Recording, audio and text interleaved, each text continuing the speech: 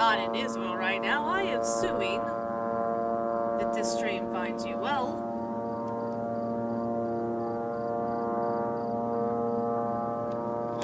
I certainly do hope it does.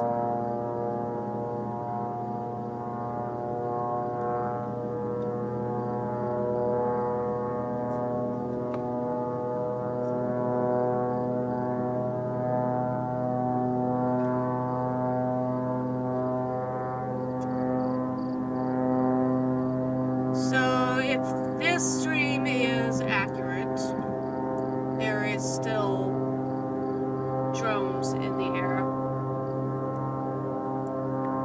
And that's kind of what I'm trying to figure out, if this is just on a loop. It's the stream that we were using earlier. I'm kind of feeling like I thought the sun was supposed to be up a little bit more right now than what it is.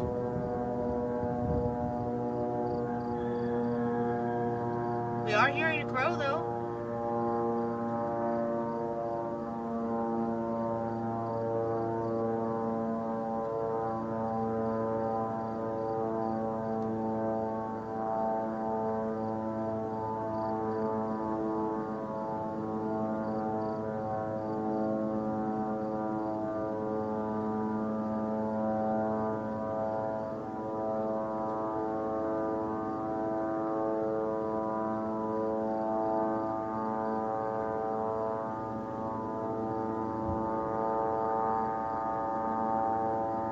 And some other streams like the one related to the Western Wall.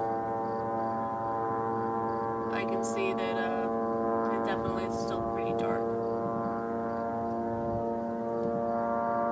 But that should start changing relatively soon.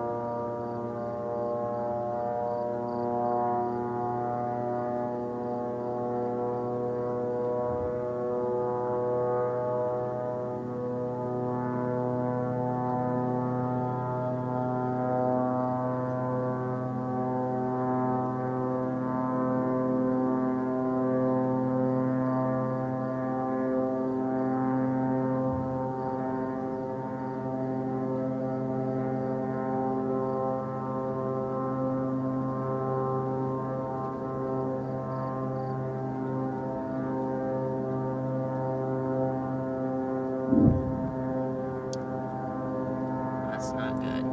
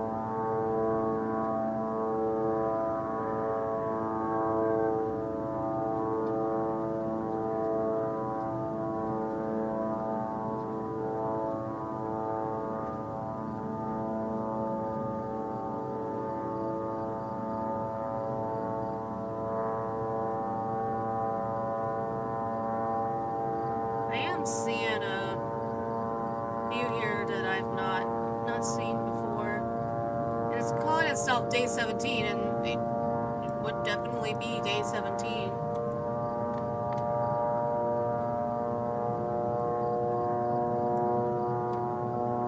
Or is it into Day 18 now? Well, we're gonna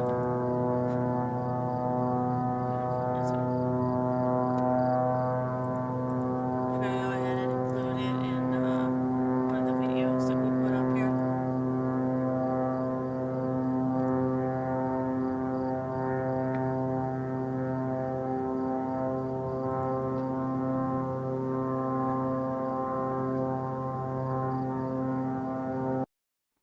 It's a little something, a little different view to look at than what we normally have. So and because of the who it's from. I'm thinking it's probably legit, but we'll be finding out here soon whether or not it is.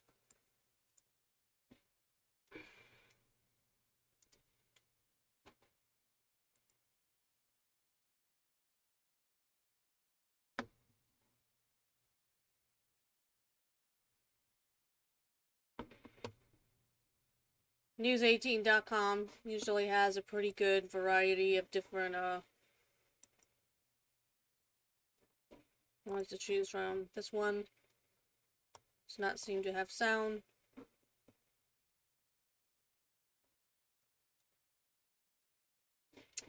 Let me Google what time sunrise is in Israel.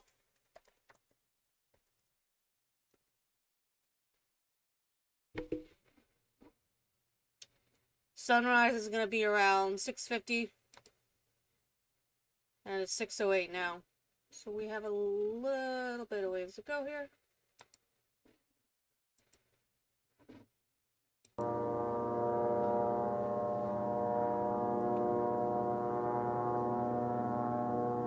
This is somewhere in southern Israel. I'm thinking this is a body of water right here. This is somewhere along their coast. This is what I'm thinking it's going to turn out. This is looking directly along Gaza.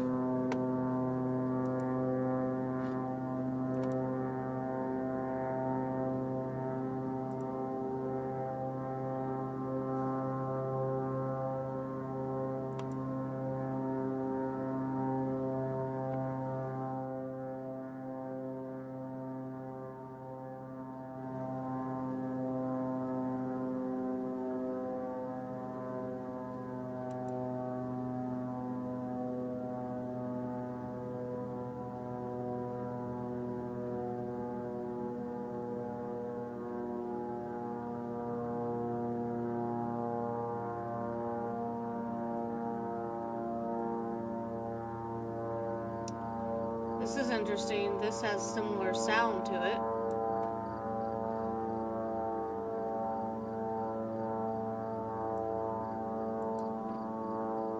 It's outside the hospital.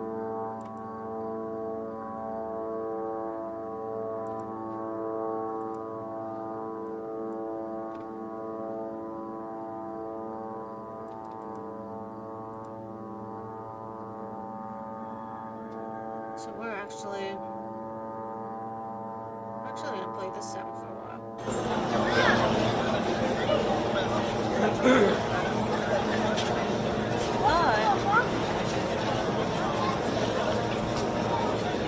But I can hear drones. Maybe I'm wrong.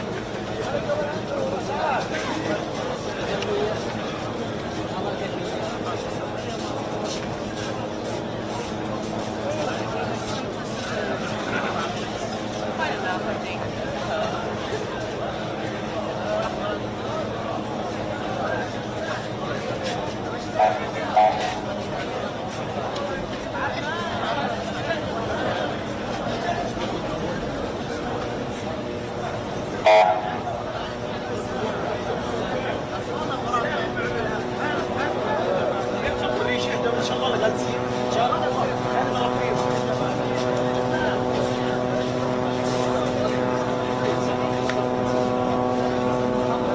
Some of the other videos are saying they're just earlier times. These are the ones that are most likely live.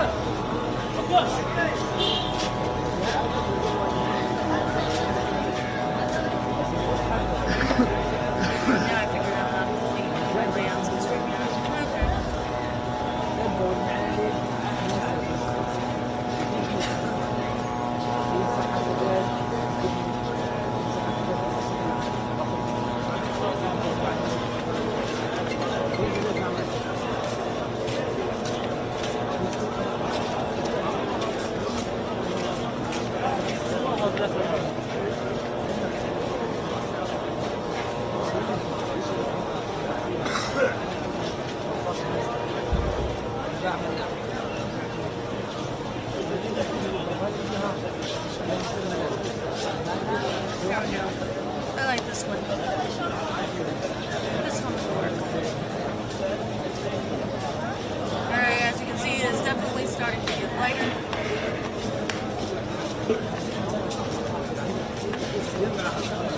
Occasionally, on the one pass out, there's one down here. We have the drones. Turn this one on. The drones.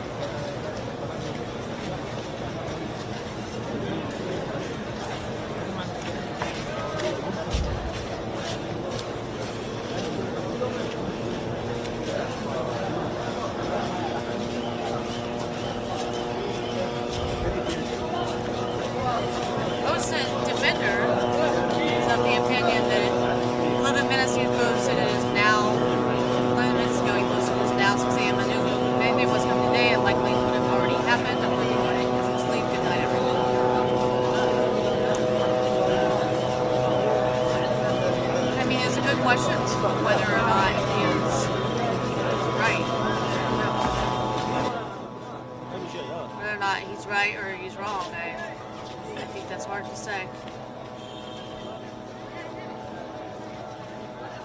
I'm wondering if this is a replay just because so far it's not getting as light.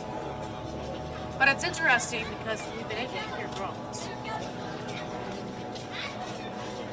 So I guess we'll find out soon if whether or not it gets all that light.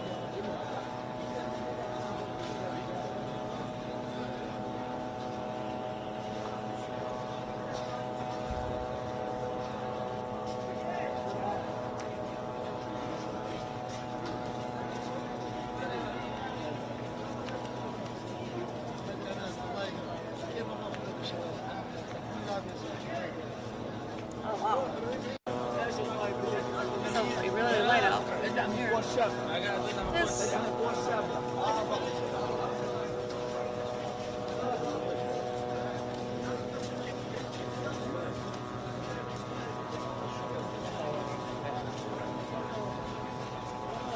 This might be a replay of something.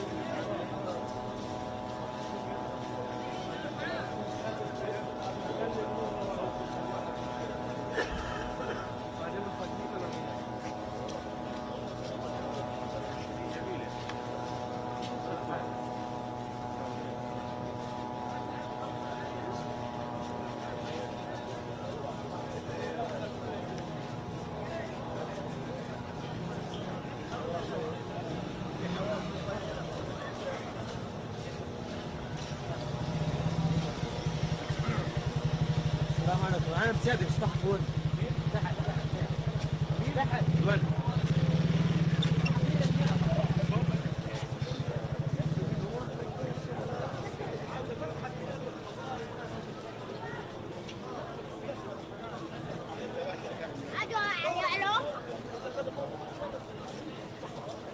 هذا مش موجود لما نروحوا على مصر.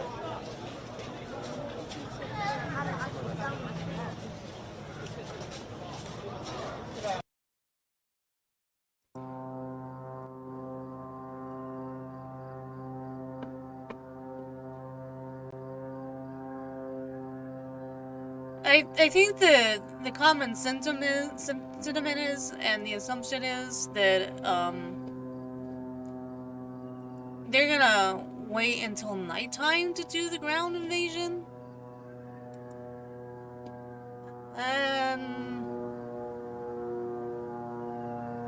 I don't know. I'm a maybe on whether or not I think that that's what's gonna happen.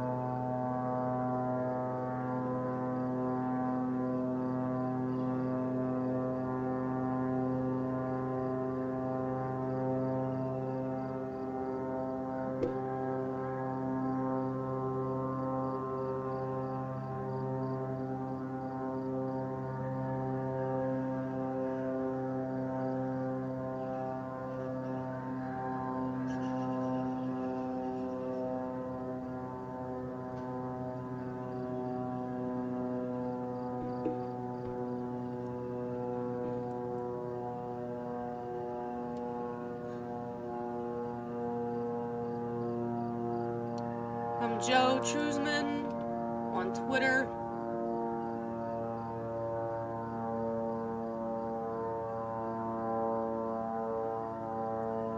He is, let's see what his profile says. He's a research analyst focused on Palestinian armed groups and non-state actors in the Middle East.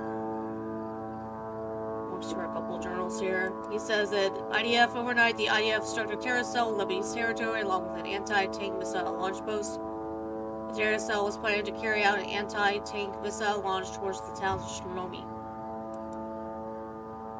I wish I knew how to spell that. Or to pronounce that.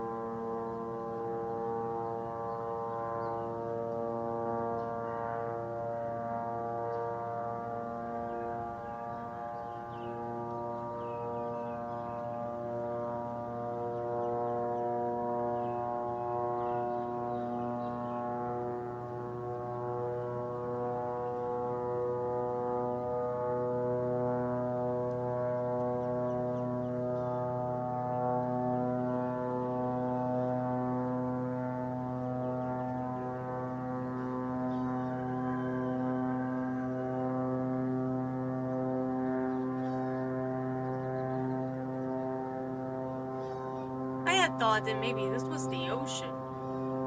But apparently it's not. So I was wrong with that.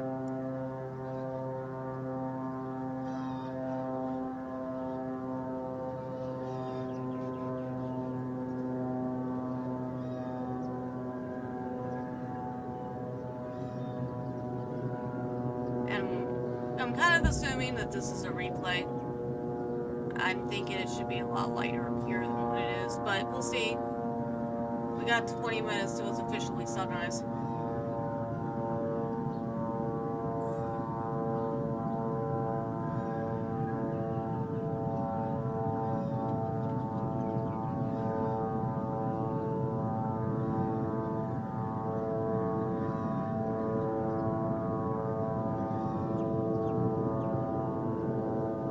I think we're here in an airplane.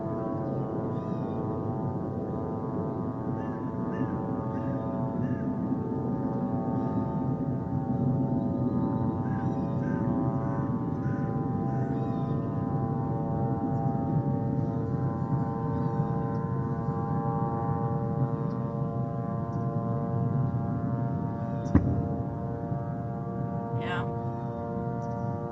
And boom.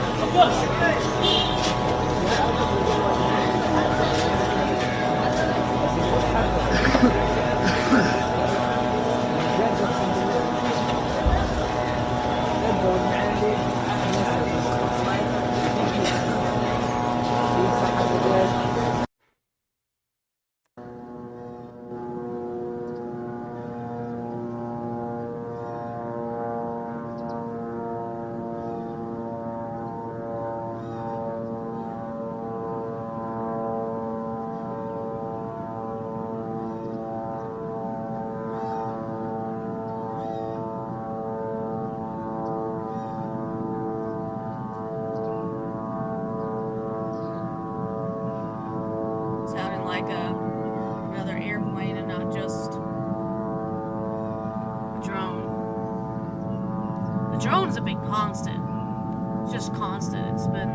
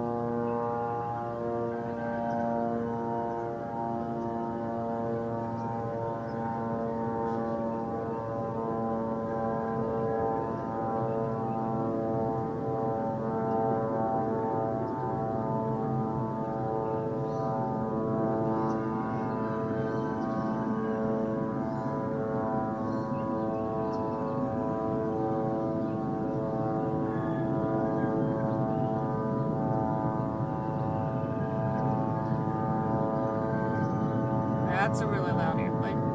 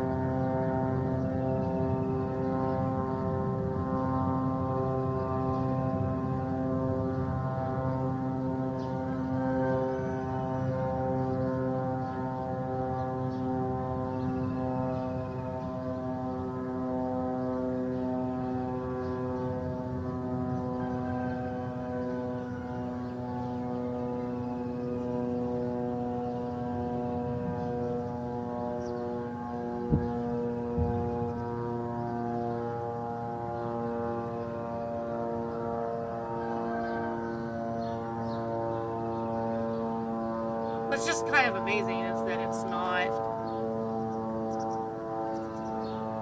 slowing down too much now that it's daylight.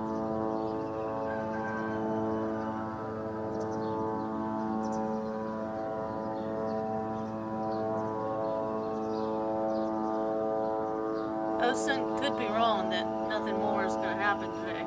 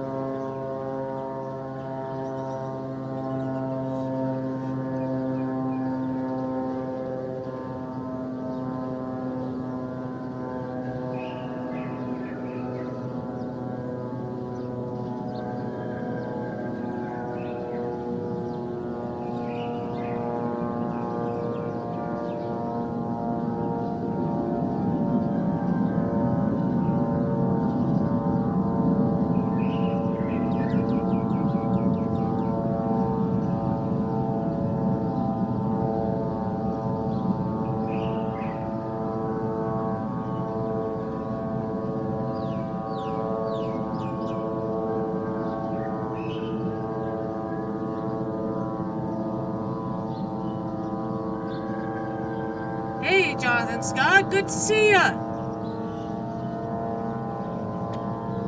I missed you earlier.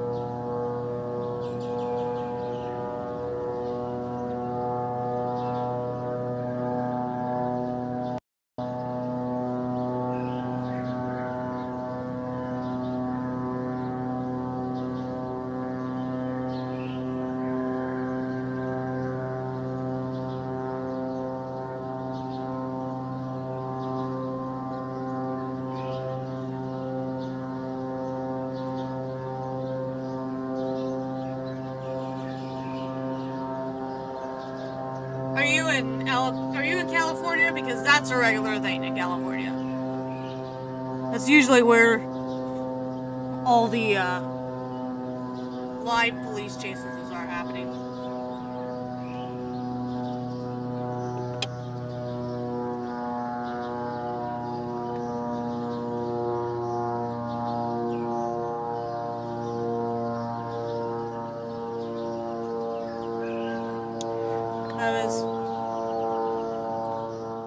I was asking if you are northeast, like Northeast California, because that's what I was saying, and it's oftentimes in California that I hear those police chases happen. New Hampshire. Oh, okay, interesting.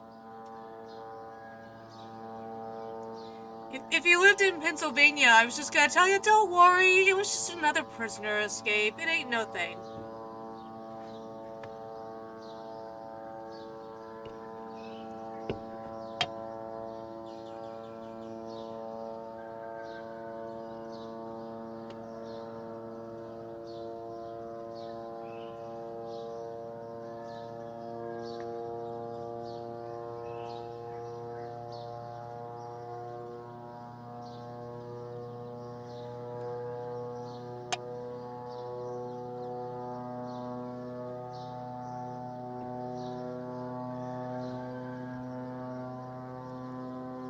Well, there was lots and lots and lots of bombardment. This drone stuff that you're hearing now, that's been constant all night long. And there was some.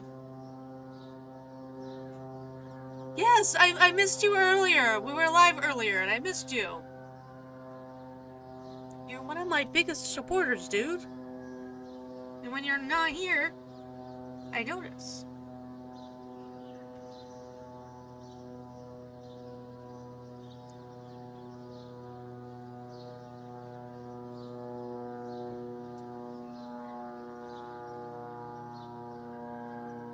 I know. You're here now, and I'm happy.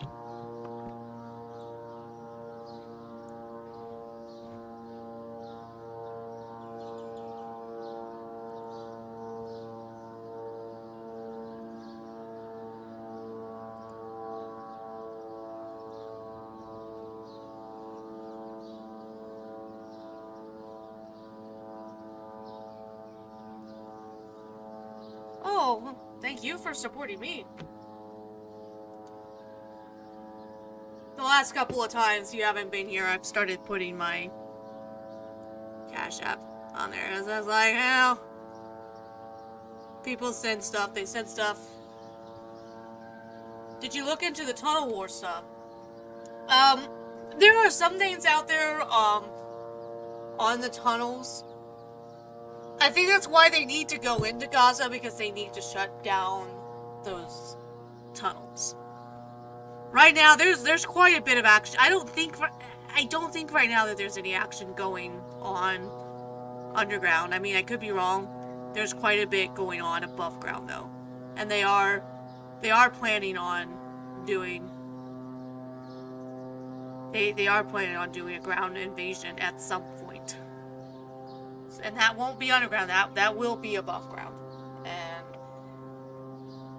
Depending on how successful they are with all these airstrikes, they can meet very little resistance, or it could be a bloodbath.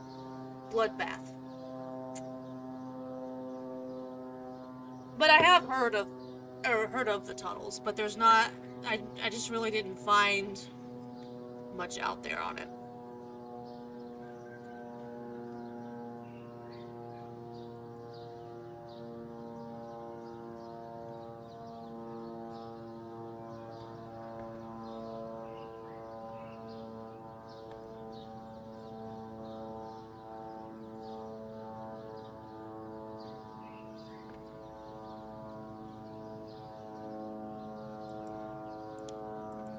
Tomorrow, I gotta figure out tomorrow what time they might start doing Speaker of the House stuff, because I plan on starting to look into that. This right here is definitely an old. This right here is an old stream. It's on repeat, so I gotta be on the lookout for something to replace it with.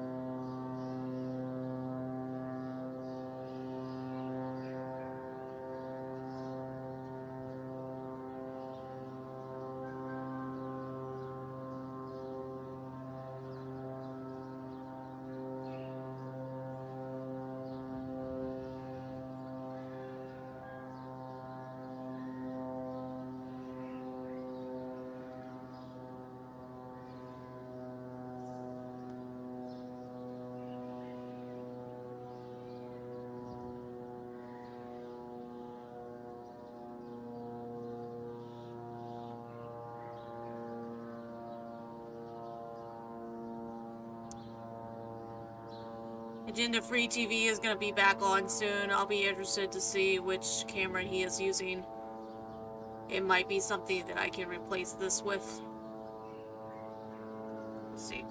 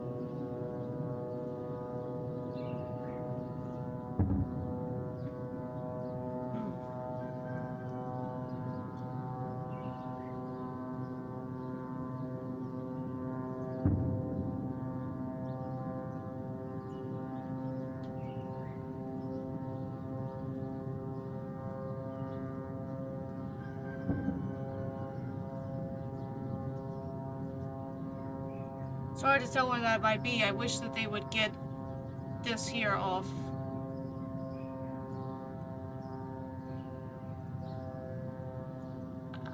I mean, if you say that that was an underground bomb, I'm not gonna argue with you.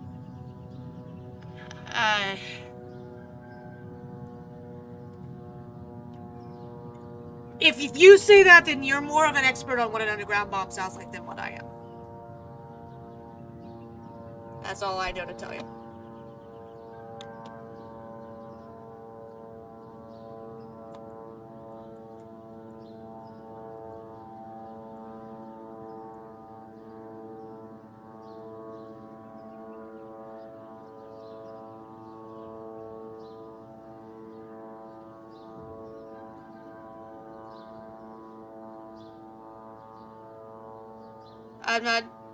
I'm not following you, Jonathan. I'm sorry.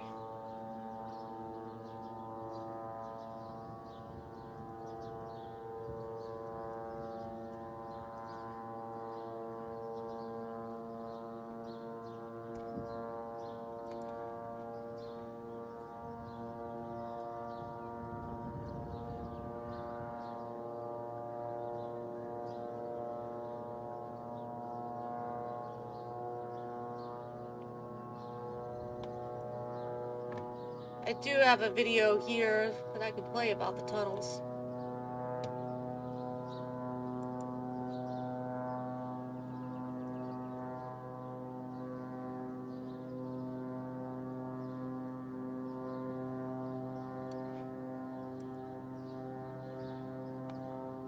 We can take a look at that.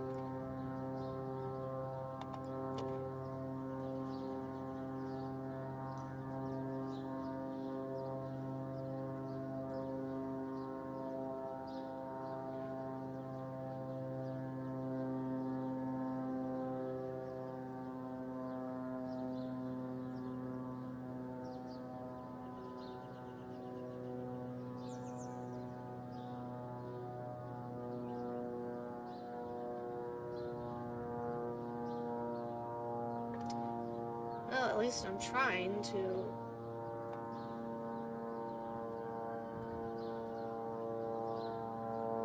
Hold on a second here.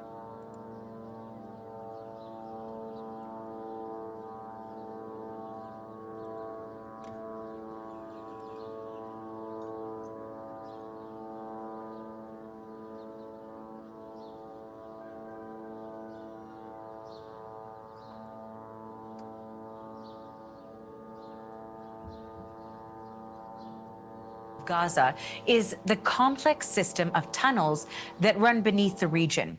That underground labyrinth is a main target of an expected ground offensive by Israel. Journalist Isabel Young was granted a rare first-hand experience inside that Hamas tunnel network. It's believed to be the group's command center. She produced a Vice News documentary in 2021, and during that filming, she was able to speak to Hamas militants about how they use the tunnels and their complexity. Isabel Young joins us now. Isabel, thank you for making time for us. Thanks for having me. Nice to meet you. You have an extraordinary perspective here because you have been in those tunnels. First, can you describe for us what they're like? Yeah, so this was back in 2021. We spent several trips actually with Hamas. Specifically wanted to go into this very extensive tunnel network. And so eventually after many rounds of talking with them, we were granted access into one area of these tunnels. And we were taken in the middle of the night to a secret location. We don't know exactly where because we were blindfolded at the time, but we know that it was somewhere in the Gaza Strip, and taken down, I believe it was about 30 meters underground.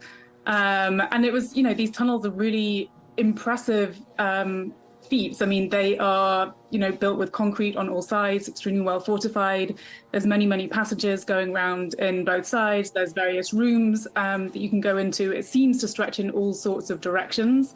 And that is despite the fact that, you know, Israel back in 2021 said that they were able to destroy several miles. I think it was up to 60 miles of tunnels that they said they were able to destroy at the time. But they do seem to still be very much in operation. And still very much in use, I'm sure will be a crucial part of Hamas's military operations in the weeks or months to come. You know, you mentioned in that description that you were taken about 30 meters down. Did that appear to be the complete depth of it all? And you also expanded on really how expansive these tunnels are and how complicated they are too. Is it a place where we know that there's a lot of concern about the 200 hostages? Is it somewhere where you could keep potentially that number of people? Yeah, I mean, I have no information on the whereabouts of those hostages, apart from the fact that, obviously Hamas's I'm glad spokesperson that has you come out like and said that I'm some glad of that those you like it. hostages are kept in It's those nice to tunnels. have you And here. yeah, I mean, it's extremely extensive. We were taken about 30 meters down. I believe he went even deeper than the area that we were allowed into. These are very well supplied tunnels. There were oxygen tanks there in case they ran out of air. There were phone lines. There was electricity in many parts. There was lighting in a lot of parts. So, you can survive for long periods of time down there. And as I said, there are many different sections and rooms to the network as well. So yeah, it would be, I guess, an obvious place for Hamas to keep some of these hostages potentially, especially if they're trying to avoid detection from the IDF. We know that potentially, as we've been discussing, that may be a place for hostages. That is a potential use. Through your experience and your reporting, how was it described that Hamas used these tunnels regularly? Yes, I mean, these tunnels are a pretty crucial part of Hamas's military infrastructure, essentially. They really rely on them, especially since, Israel imposed the blockade on Gaza. They use them to move personnel around the Gaza Strip and towards the border of Egypt. They use them to smuggle and store goods and weaponry. And of course, it's, a ideal place for them to hide from detection from the IDF because they go so deep underground that, the IDF's Air Force even is often not able to locate the exact whereabouts of them. One of the news stories or headlines, of course, is the fact that this is an incredibly densely populated part of the world. So when we talk about this extensive tunnel network that runs underground, no doubt it would infringe on civilian space. What are the risks like in that? What did you learn from your reporting on that? Yeah, I mean, this is an area that we push very hard on Hamas about. This is one of the most densely populated places on Earth. Over 2 million people living in about 140 square miles of land. And countless times before, we have seen that the Israeli strategy of using airstrikes in an attempt to destroy these tunnels has actually had a massive effect on the civilian loss of life in Gaza. I've met many, many civilians over the years, most recently in 2021, who have absolutely no idea whether their homes are built on top of tunnels or not. I mean, why would they know? And yet they are undoubtedly the ones who suffer an extraordinary loss of life and really have absolutely nowhere to run to. You mentioned that you were blindfolded when you and the crew was taken down to the location to go into these tunnels. So the privacy of these tunnels is very protected by Hamas. I'm wondering if it is, in fact, going to be the center place for a ground offensive when it comes to Israeli forces launching that. How complicated and challenging would it be to navigate those tunnels in order to, for example, rescue hostages, if in fact that is the end goal there? Yeah, I mean, I'm sure the Israeli Defense Forces will find it extremely difficult. I mean, this is one of the biggest challenges in operating in Gaza. They have in the past in previous operations found it very hard to detect and to demolish these tunnels. But on the other hand, the IDF is one of the most advanced militaries in the world. I know that they've been training the IDF soldiers in the past years in advanced tunnel warfare. And I know that they've developed new technology in recent years that aims to try and help them detect and destroy these tunnels.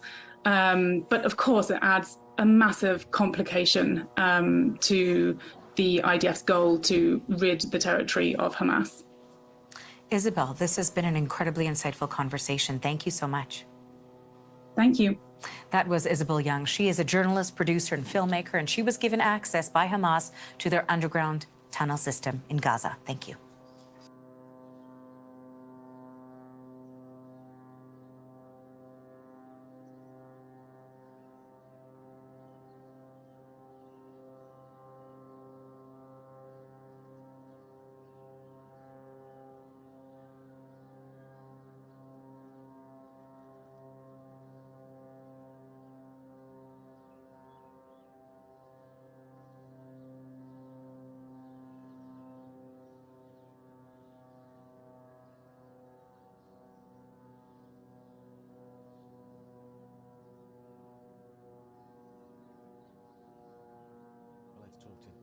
With us in Jerusalem tonight. Jeremy, good to see you. The deadline, I think, is under 2 hours away now. One of the hospitals has been told to evacuate immediately.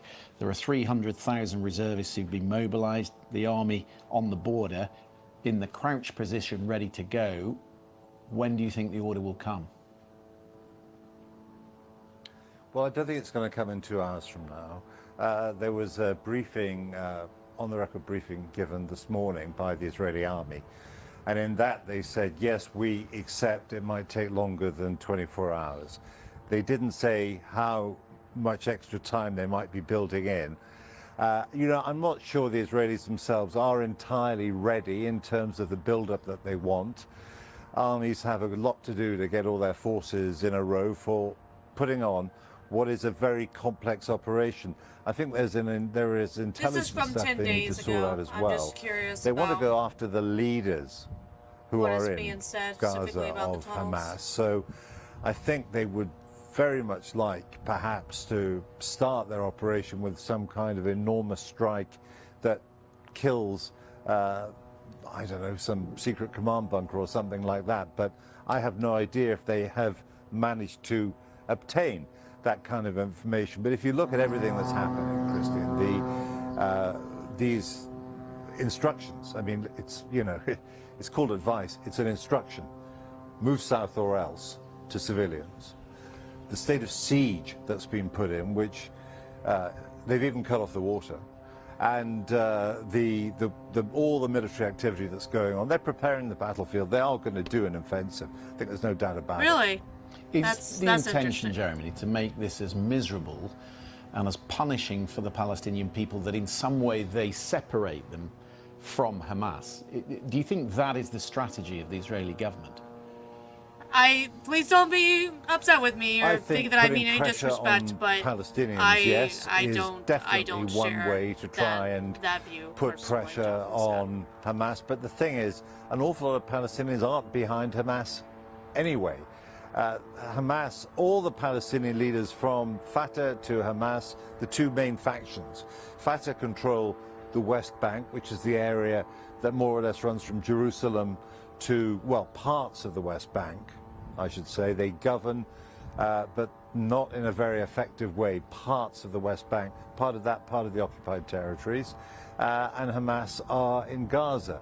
And to be honest, neither is beloved. Both have followers, some very faithful followers, but I think most Palestinians over quite a few years now have become deeply cynical and depressed about their political prospects, their prospects for independence, which is what people, a lot of them, dreamt about, their prospects, in other words, for freedom.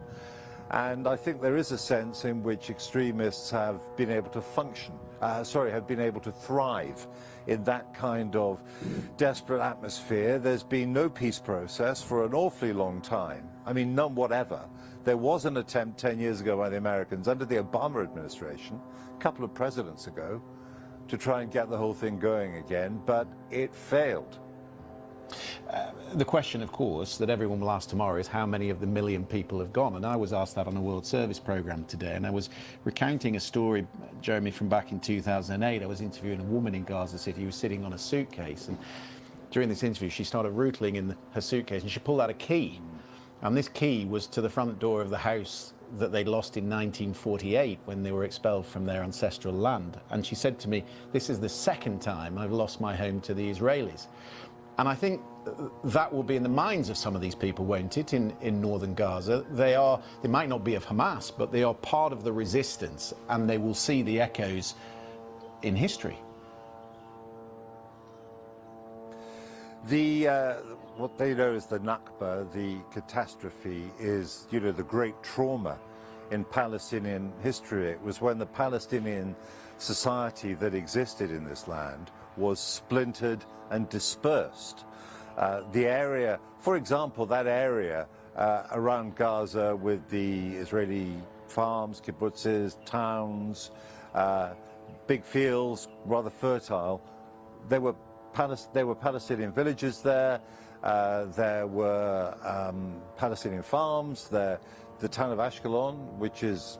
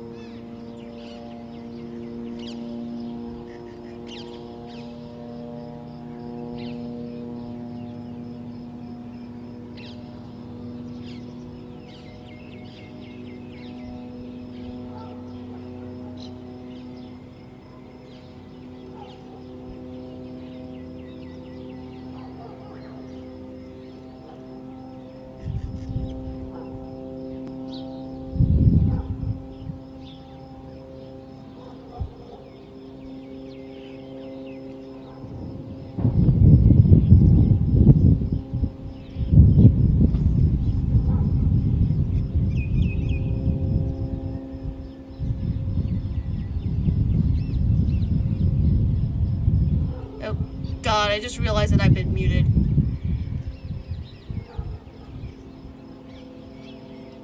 I'm not sure what you're talking about. I've heard birds when it's been this windy. I don't know, you're confusing me. I'm not following you.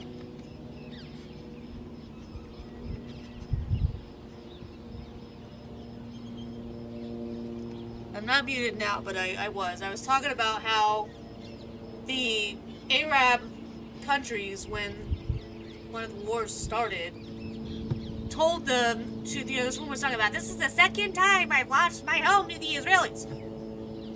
They were told by the Arab countries or one of the Arab countries to leave as the war was starting. And then when the war ended, they would be able to come back. And I guess what happened was they didn't win. They ended up settled wherever it was that they were settled, and that's the way that it's been. But Gaza is hardly an open-air prison. I mean, if it's an open-air prison, it's the most state-of-the-art open-air prison I've ever seen. I mean, let's be real.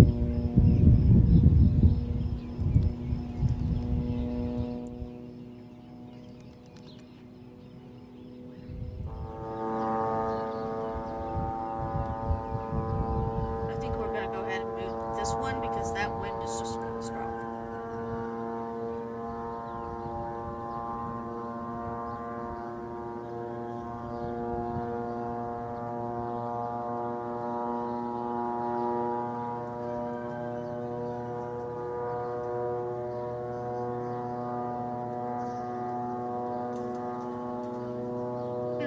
I'm not sure I always understand where you're coming from, Jonathan Scott. I'm trying.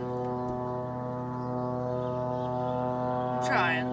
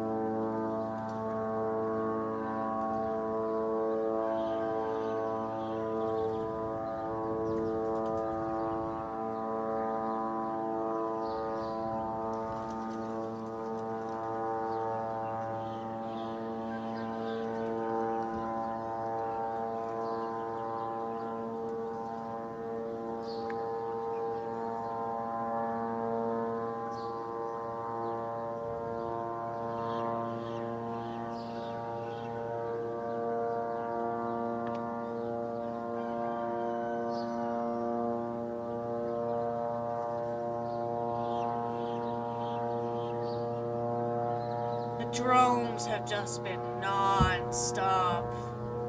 It's crazy. No, I never really figured out how to play chess, unfortunately.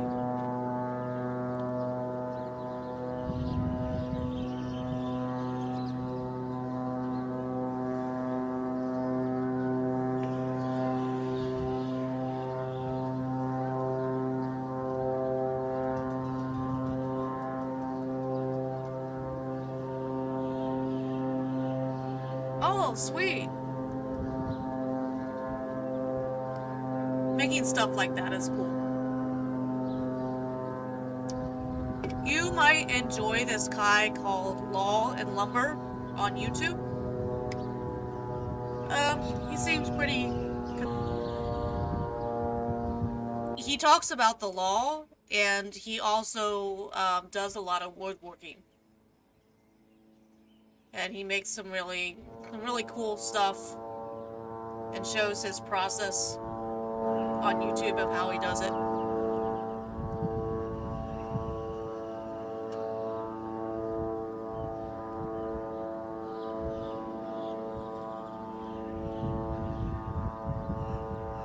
Birds are like, drones? Must be Monday.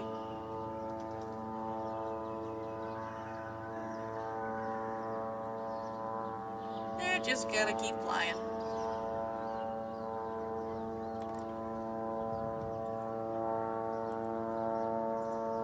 Let's see if we have any updates on X.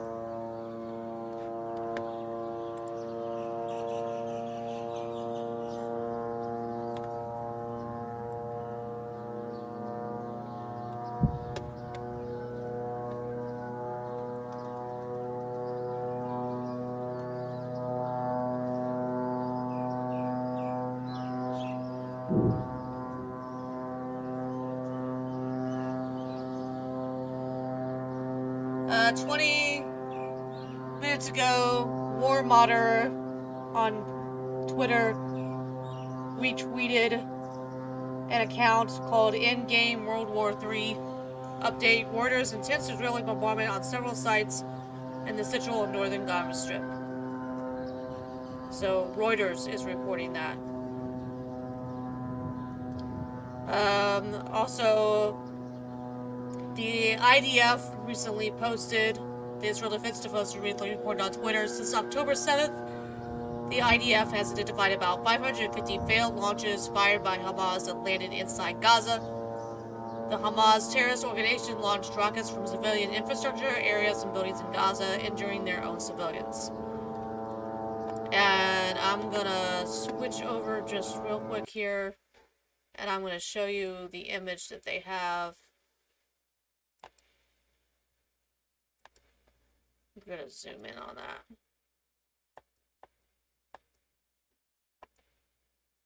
As much as we can. So, field rockets, 550 launches since the beginning of the war. And these are all the places. Here they marked where the rocket launches are. And the impact sites of the failed rockets. So, and it would appear, you know, they're telling them to all move this direction. They're wanting them to move this way. And it looks like a majority, that makes sense because it looks like a majority of their rockets are actually here. So that kind of makes sense, I guess.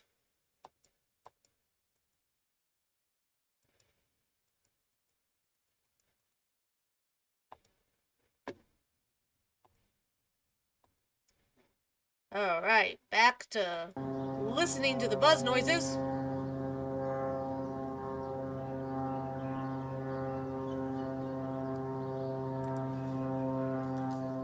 Yeah, because they know they have no chance of winning. They know they are done, but they will try to cause as much destruction as possible. This is why you see regular people standing around. Well, I don't know about that's why you see regular people standing around, but it was.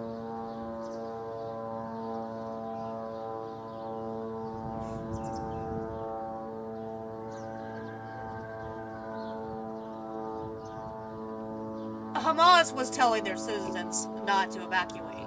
Israel was trying to tell them, leave. That's what, because we are taking out as much as Hamas possibly can. That's what if you revert the pamphlets that I think they're referring to, that's what they were about. I'm sorry if I'm not, maybe I'm not understanding what you're referring to. If they only had cheeseburgers, I know, right? More cheeseburgers, less bombs!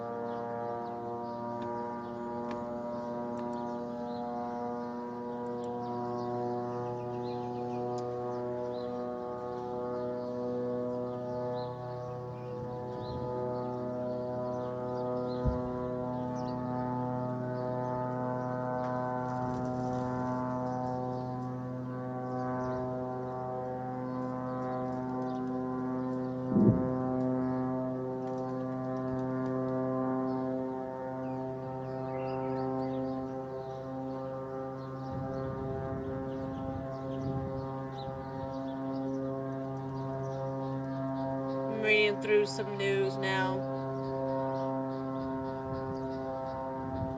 I'm wanting to figure out when it is that I can expect there to be some action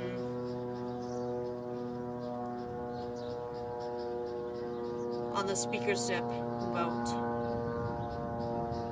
Something is gonna happen on Monday morning. I'm just not sure exactly what. And I need to go live for a brief period of time just to report on that.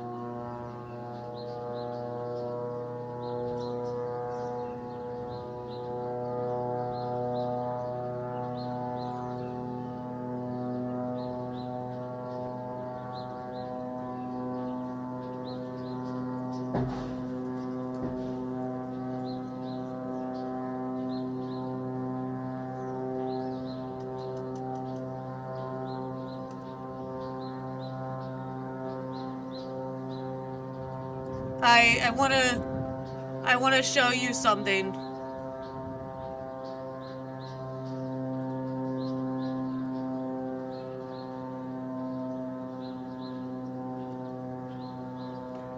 What is Meghan Markle doing today?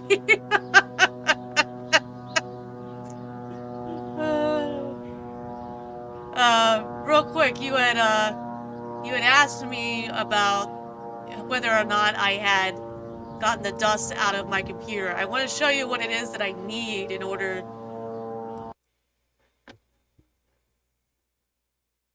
to do that.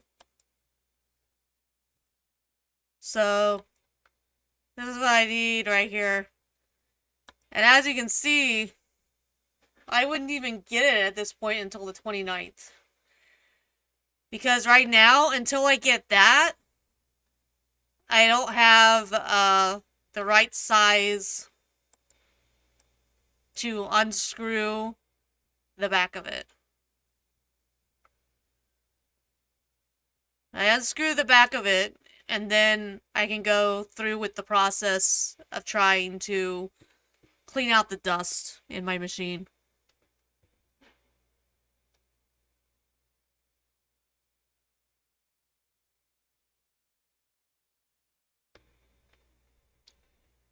But I'm trying to save up to get like 2 months of rent. So I'm holding off on getting it for now. There's some similar ones, like this one. This one is cheaper, but I don't know if any of these are the correct size. And even then, I still, as soon as I could get it was Tuesday.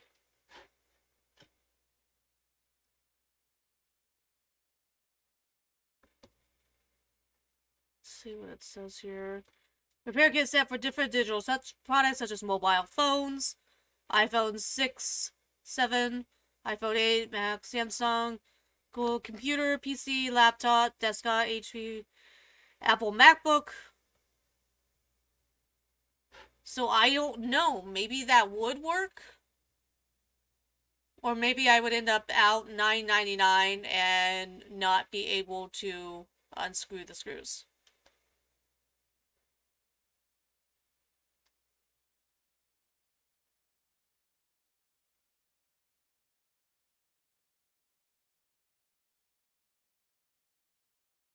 I'm wanting to say that one of these would work. I just don't know. Because I've never tried doing that myself before.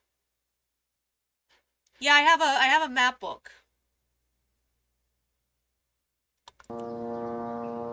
And because I have a MacBook, I can't just use anything.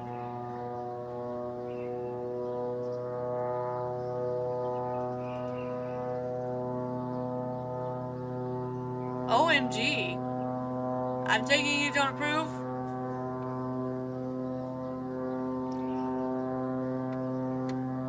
I love Apple products. I got a MacBook Pro. Well, you see, a number 2 Philips, I have that, and that didn't work.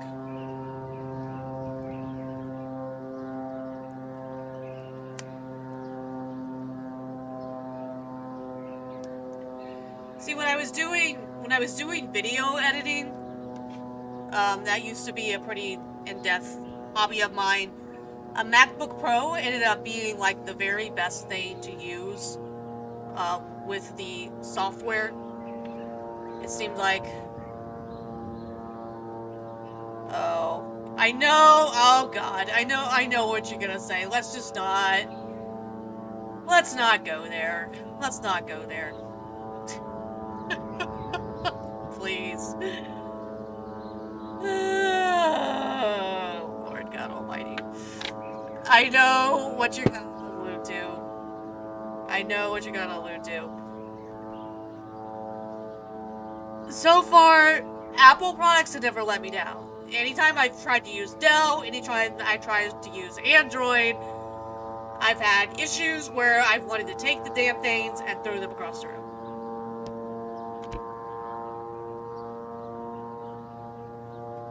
I have hated Android products, and I have hated the Dell computers that I've had that have ran Windows. I did find a way where you can boot a MacBook so that if you want to do it so that you are using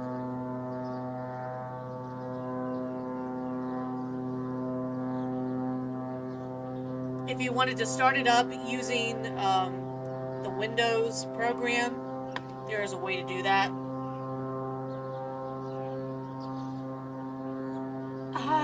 I don't know.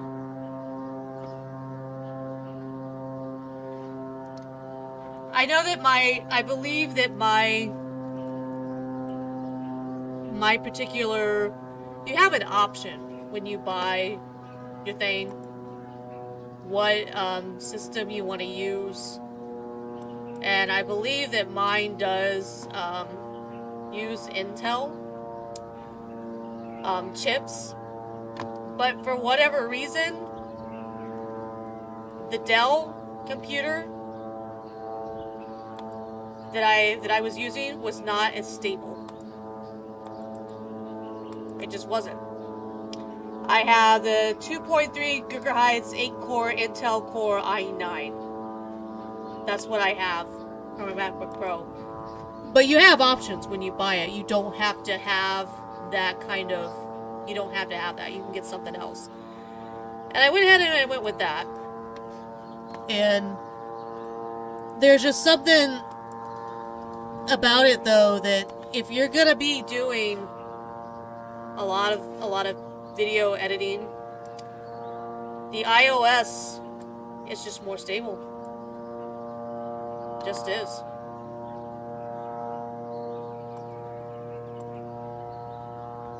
Can't explain it. I don't know enough about computers to be able to explain to you why that is.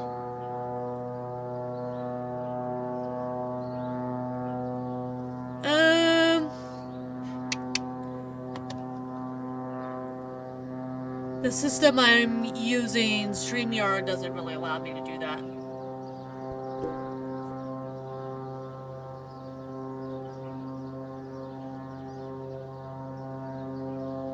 I have it on a desk, on a raised thing.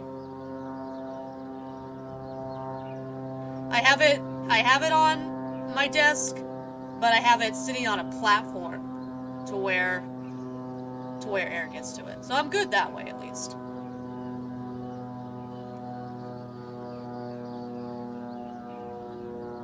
But because of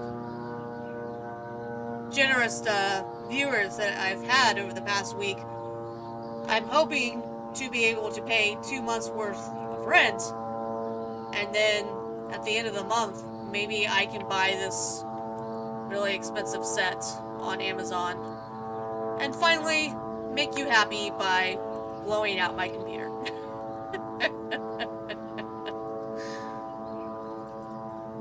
No, I don't have a tower. I probably should have gotten that fine, but no, I've got a MacBook Pro.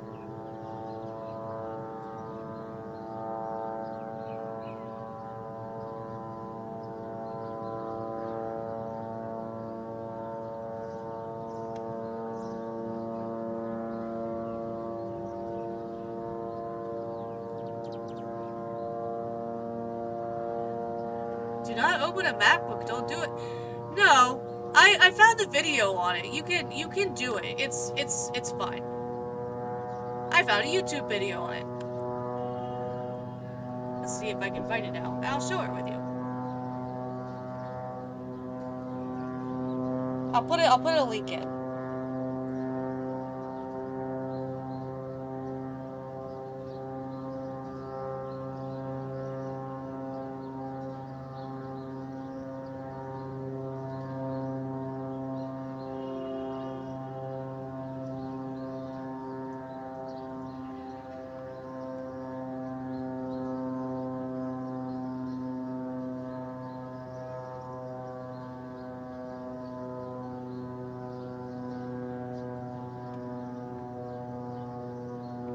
I'll show you. It's fine.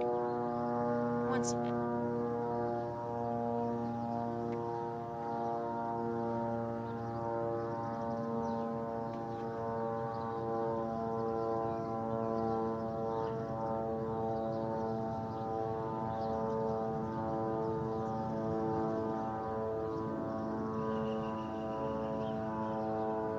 There you go. There's like, ooh. That's not good.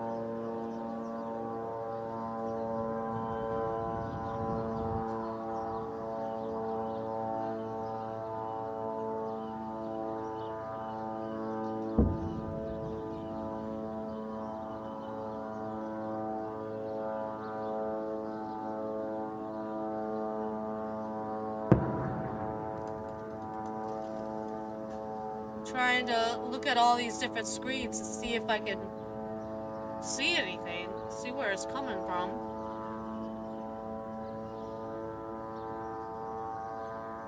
Sometimes you can see the smoke There might be something over there.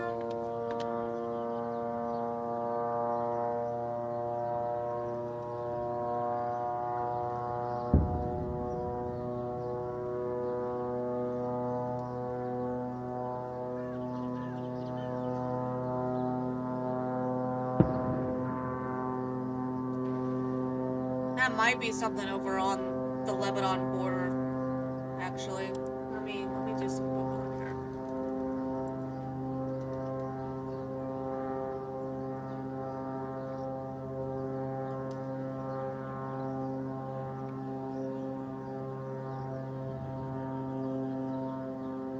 Because during the day we've had a lot of, that's what we hear oftentimes when they're going at it with Hezbollah.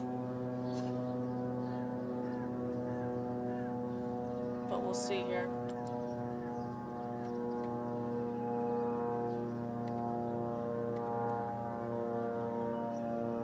There may be a live cam somewhere of that area.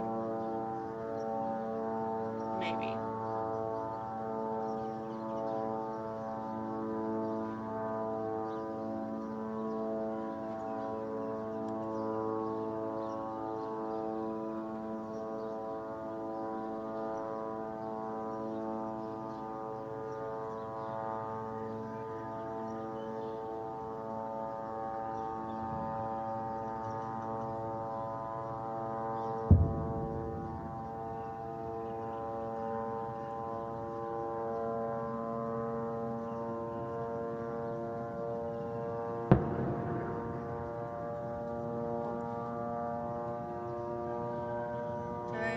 Did I miss where it's coming from?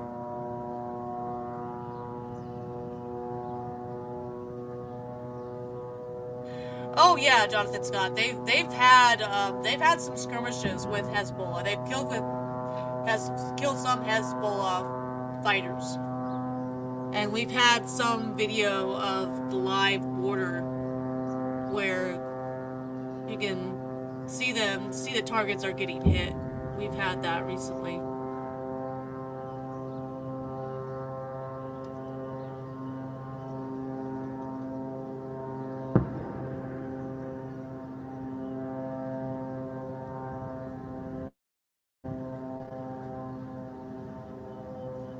It's really interesting. You can hear it, but you can't.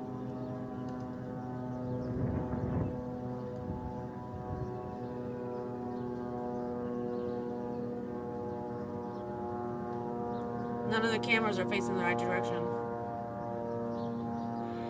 Oh, there's war all over the place. War over here, war over there. You get a war, you get a war, everybody gets a war. It's kind of...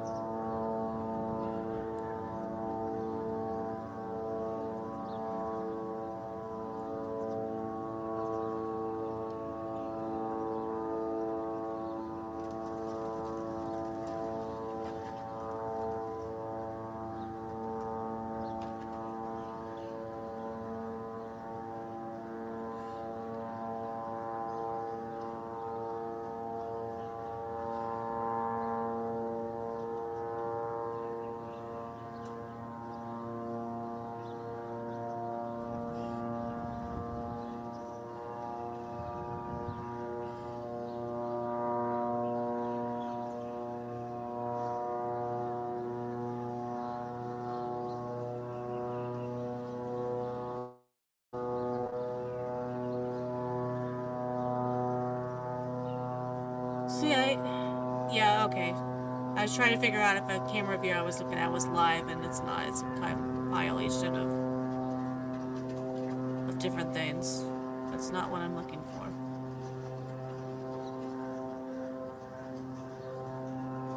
At some point, there may be a live shot of the,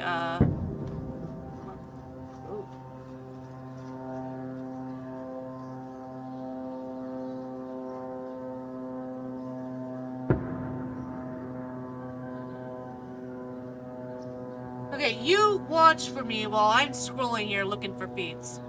And you tell me if you saw anything on those particular cameras.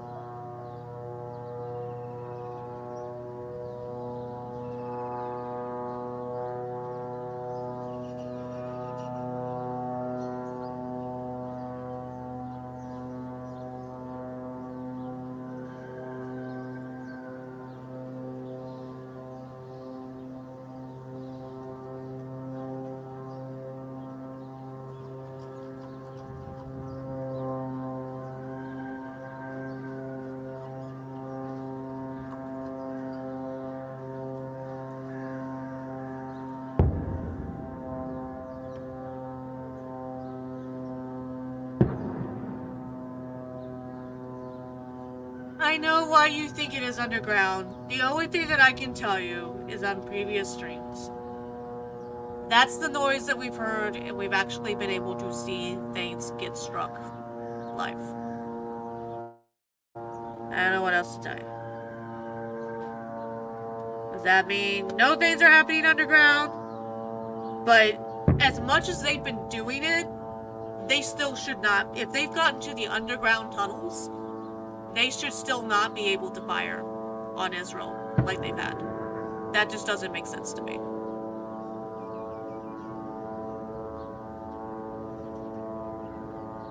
But, you know, I could absolutely be wrong, and you could 100% be right that some things we are hearing are underground.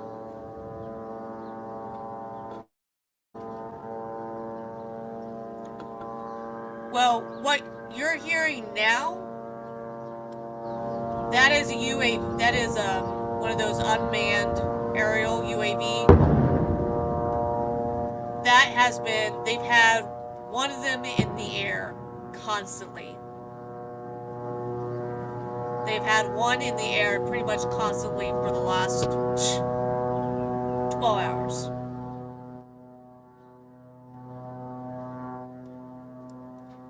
It's kind of crazy.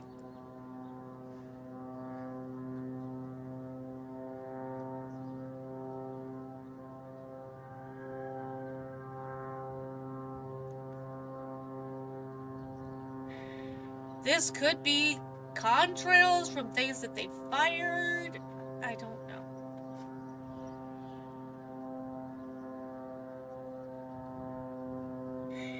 Yes, there is a rooster. Since, you know, sunrise within the last hour. No, these aren't loops. These are live. I promise you, it's not a loop.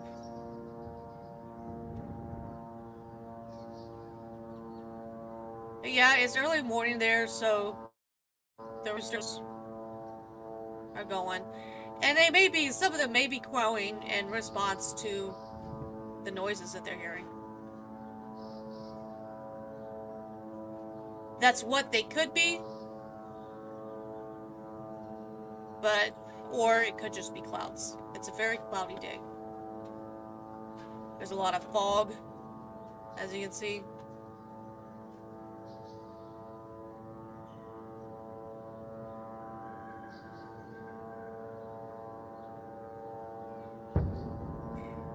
Of course it's birds sending the messages. Birds aren't Jonathan. Come on now. I thought you knew this.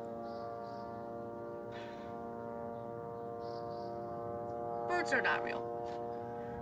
Alright, I'm going to be right back. Need to do something real quick.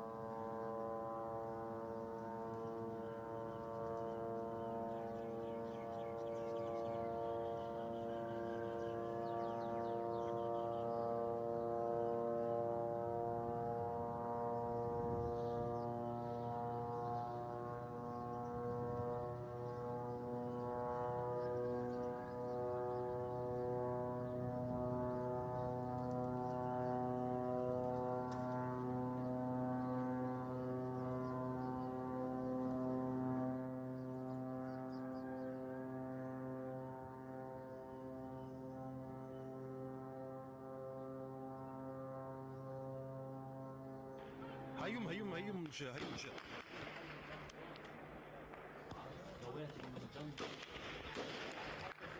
صيب بضرب من جنب راسه للشرق.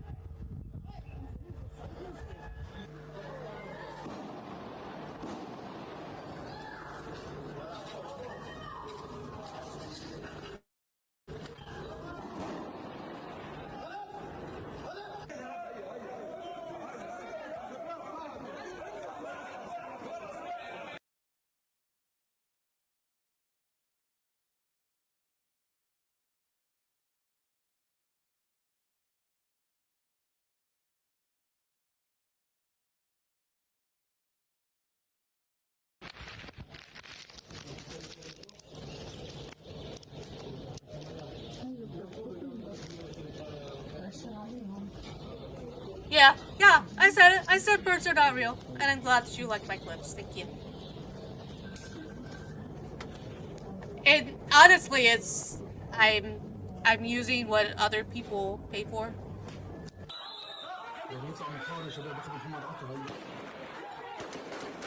I don't know why they're showing this. I really don't.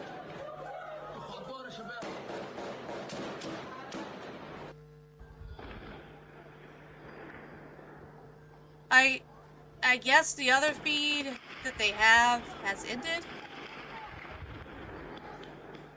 إذا مش طبيعي إطلاق النار شو هذا؟ ما تكون إلا جبهة. Let's see what we can find here, because I don't know what this is and how safe it is for me to even stream. I don't know. They may show some things that it's not a good idea for me to show. So I'm gonna stop that.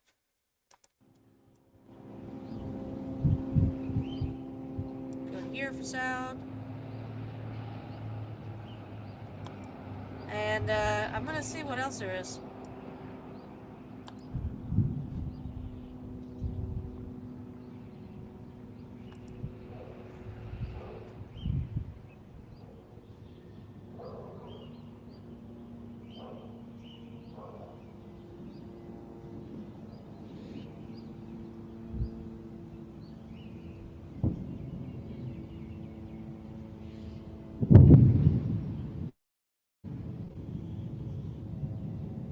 That was something.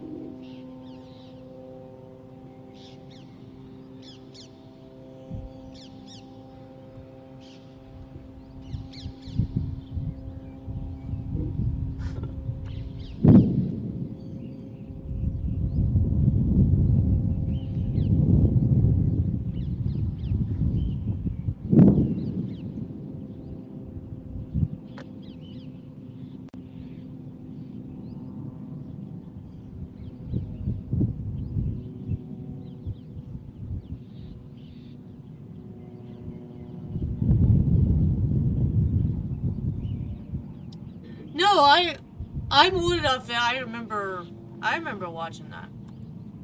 I remember.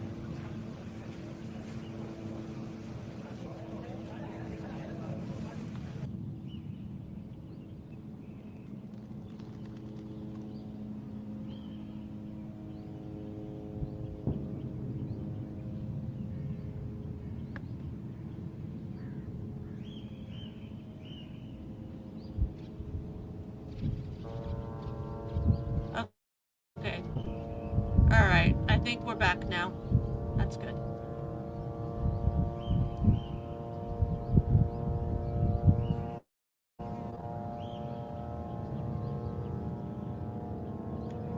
Well, I hope the world is being liberated. That'd be nice.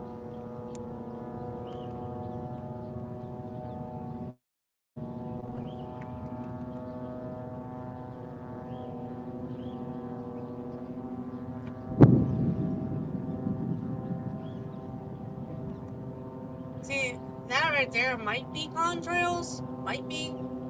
It's hard to say.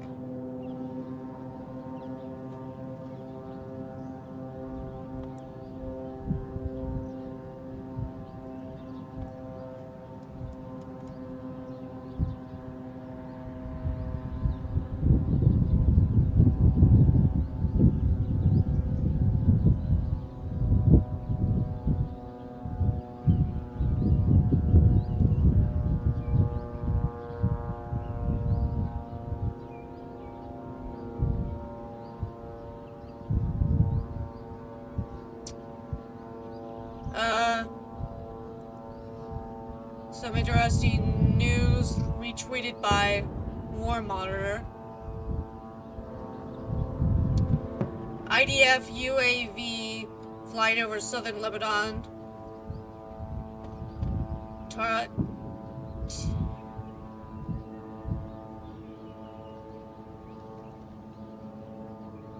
But this was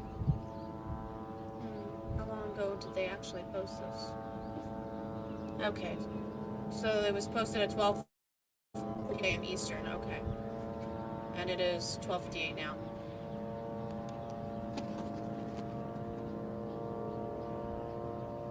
I'm not sure what he was trying to say here. I think that this was a misspelling, a typo of some kind. Tire villages at high altitude. Target, maybe he meant targeting villages at high altitude? I don't know.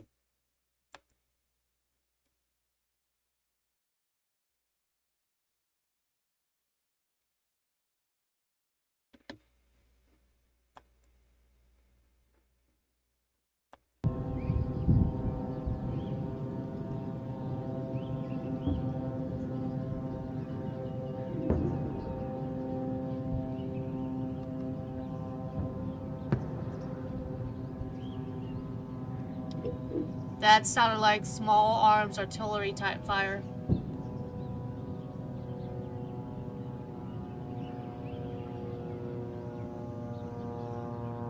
I hope so.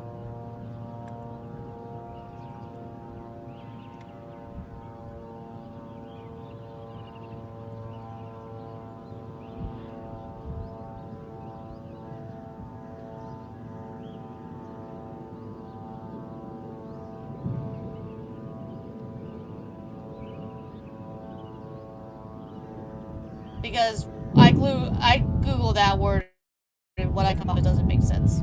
So, oh my goodness.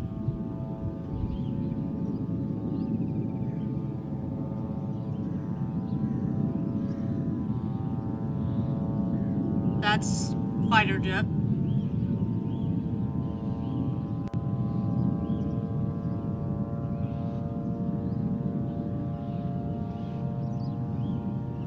They got some news reporting live outside the hospital. That's what that person right there is.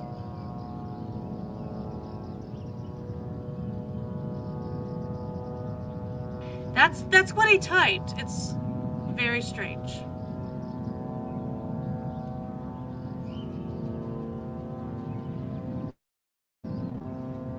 Let me Google TYR villages.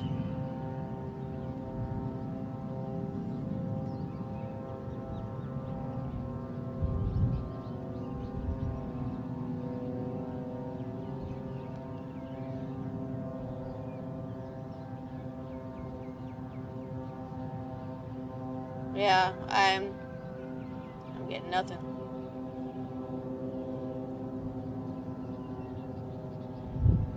I think it was just a typo.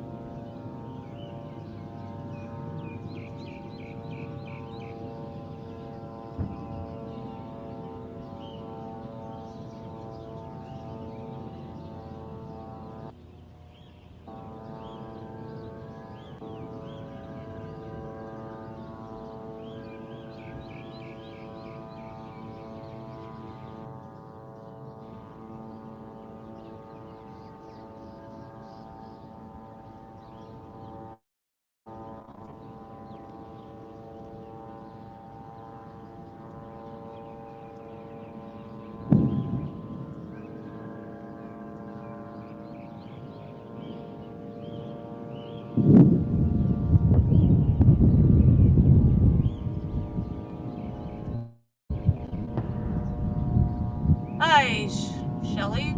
Thanks for joining us. Nothing much. We, still got distant boom booms. There was one that sounded like it was pretty close.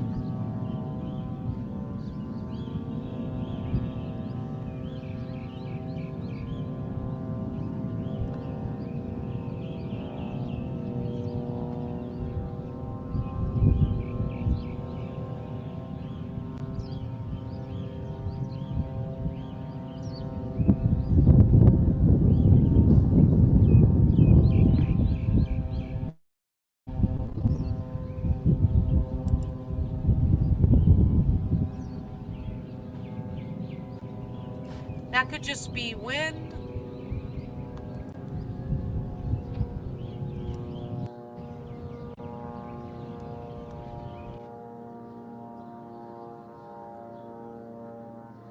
I don't know. The only thing I have to say to Shelly is thank you for joining us. Glad you are here.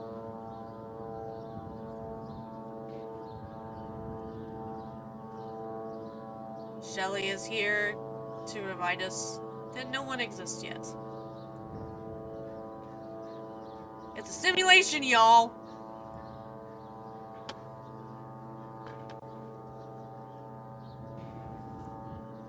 And at some point, with all this shelling, the simulation is gonna get broken. World leaders aren't afraid of World War III. They're just afraid that the simulation will be revealed.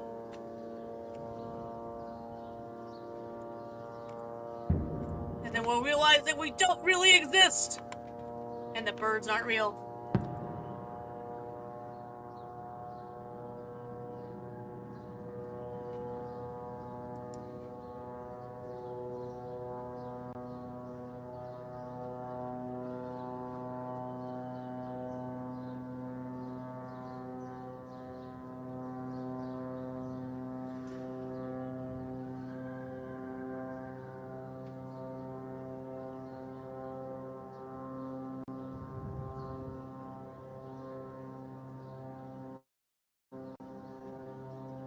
But when I said something about God, you acted different. I'm not sure what you mean. Maybe it was... I don't know. I don't remember, I'm sorry.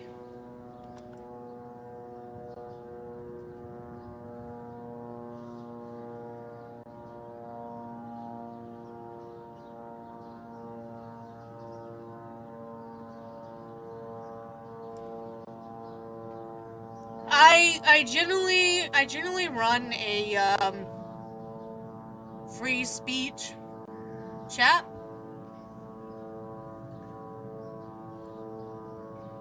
That's one of the things that's supposed to be nice about YouTube is that, or YouTube, about Rumble, is we don't have to agree with what everyone says, but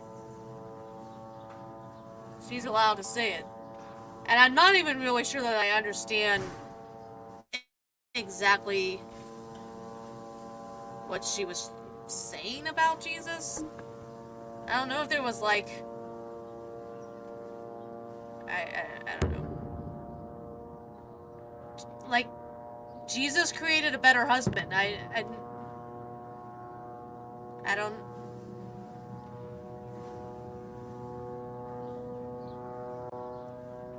I don't know.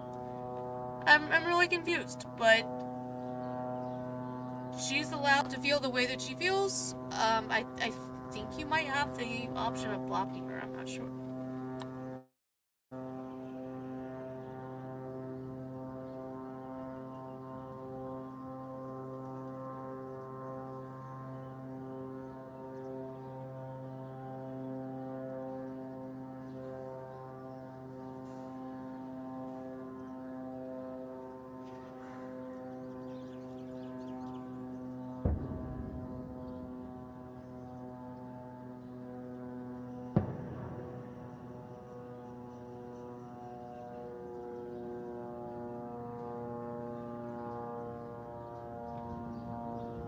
I know I'm right.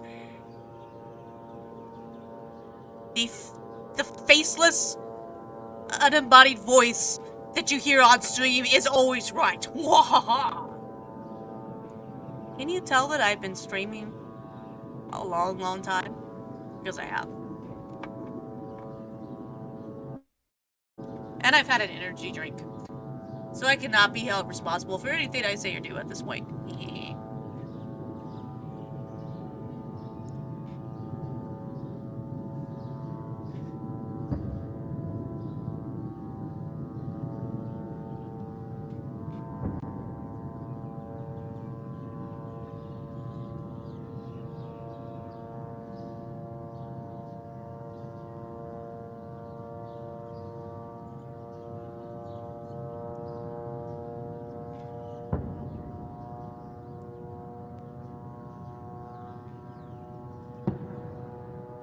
Alright, I'm gonna do some research to see what I can find about what's going on.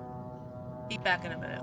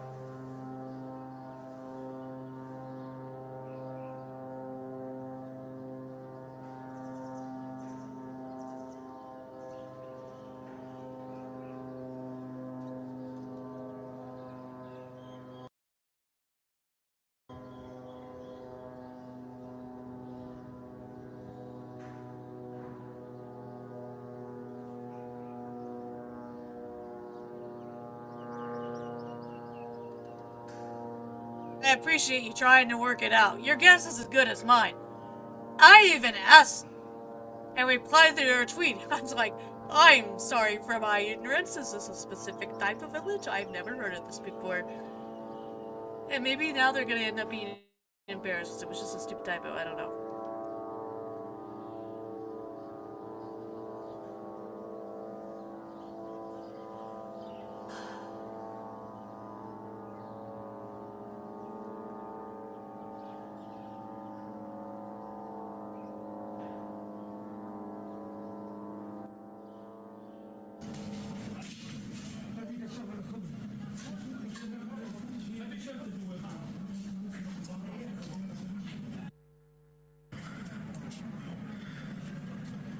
قصف بالقرب مشفى كمال عدوان.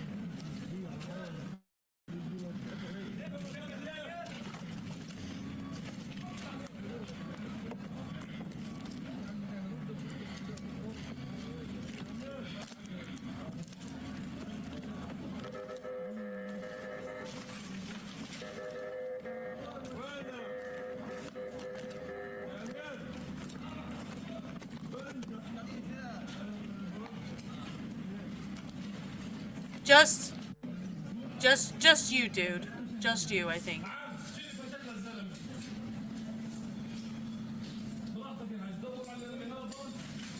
Welcome.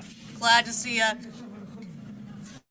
But stop being gay, hanging out in my YouTube chat. Your penance is to send me donos via Venmo and Cash App. Everyone who goes there has to pay the piper. Them's the rules. I actually don't know that for sure, but that's what we're going by.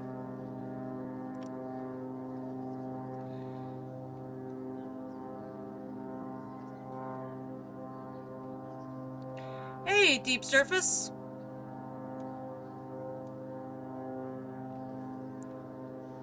Do you want them to bomb Michigan? I don't understand. And I don't know what has happened to this down here. I was looking at some other stuff.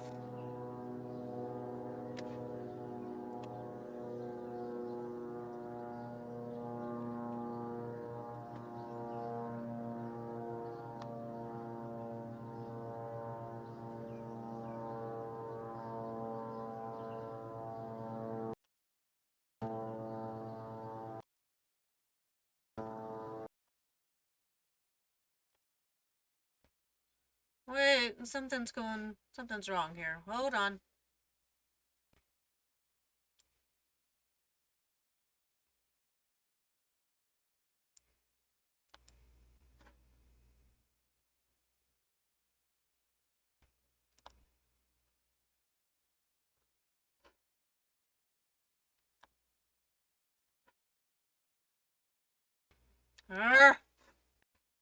Hold on a second.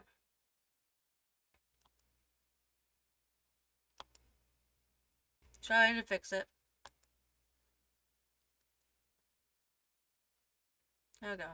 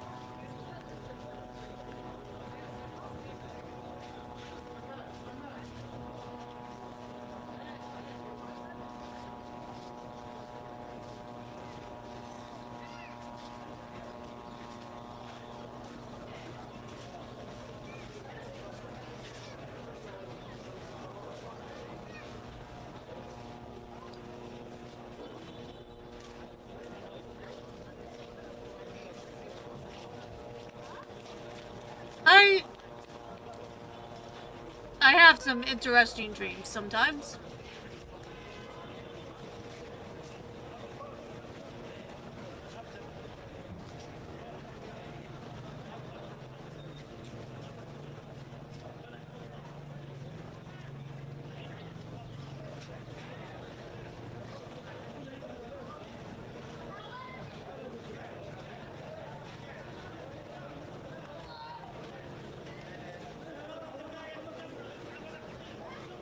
Food service, that's interesting. Dreams can be...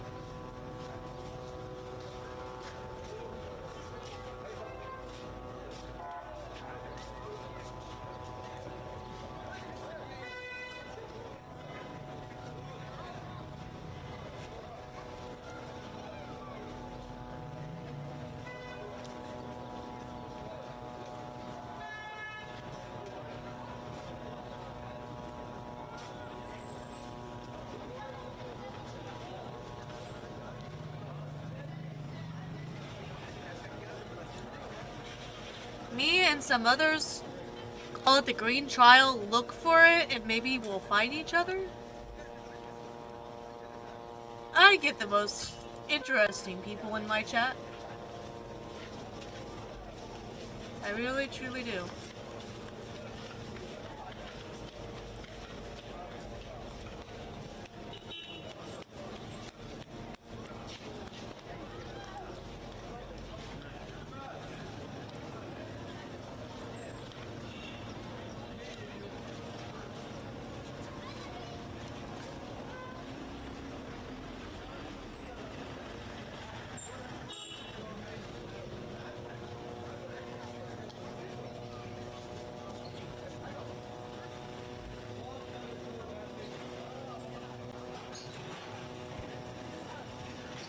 Okay, new rule.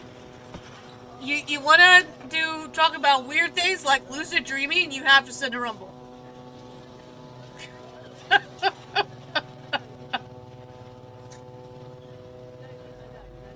I'm partly joking.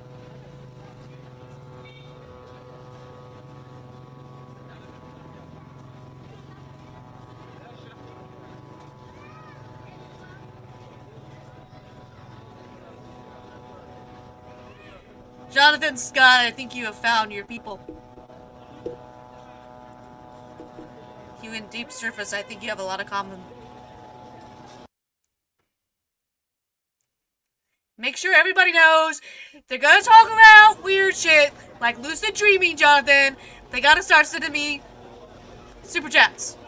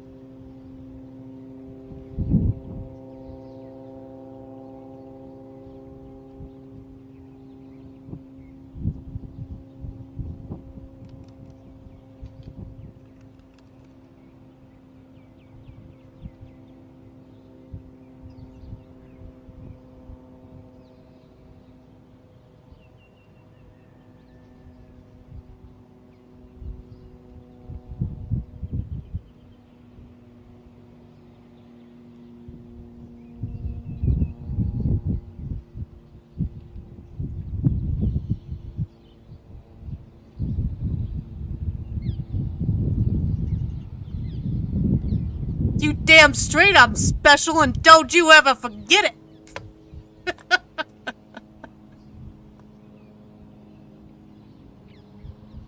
Oh, I've had too much caffeine.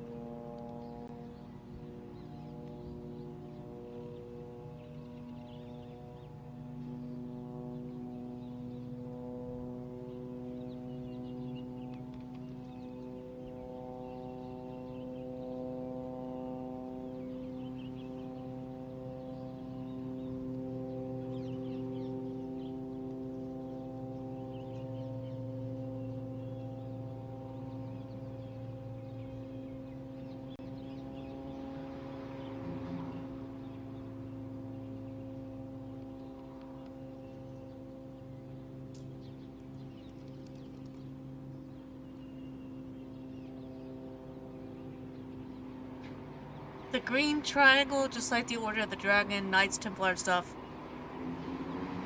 I haven't seen any green triangles in my dream, but thanks.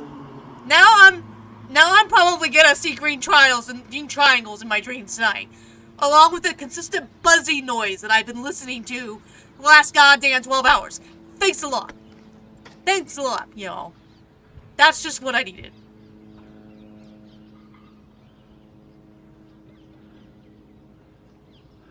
Here, I thought this was going to be a short stream, and we're now going on 3 hours, and I'm watching Rekieta Law at the same time that I am doing this. This is what I'm watching right now.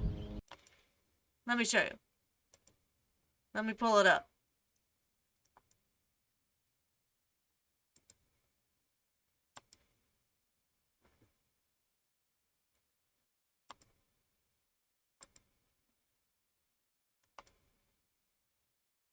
It's not letting me share the sound, but there you go.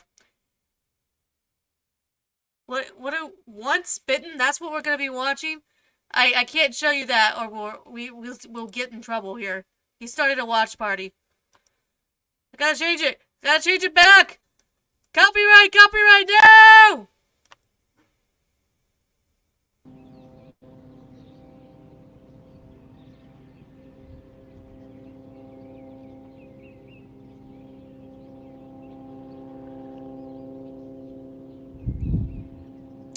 So I have real life horrors over here, and on my other tab here, I have a fake horror called Once Bitten. I'm watching with Rekieta Law.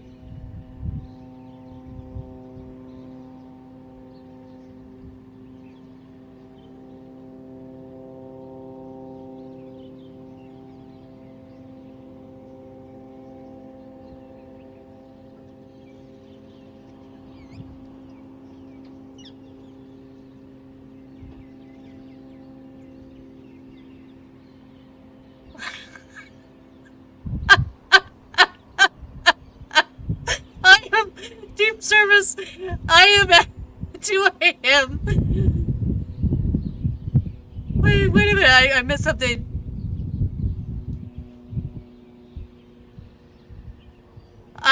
Okay, I gotta scroll back here. I've missed some things.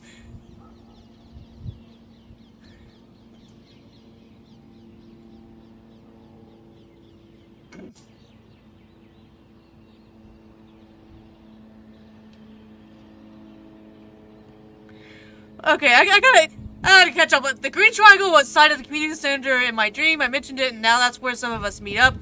Rackets rules. Yes, he does. Rackets does rule. Jonathan Scott, I was watching Burn Notice. Deep Service. I saw once bitten on the date I lost my virginity in 1985. Oh my word.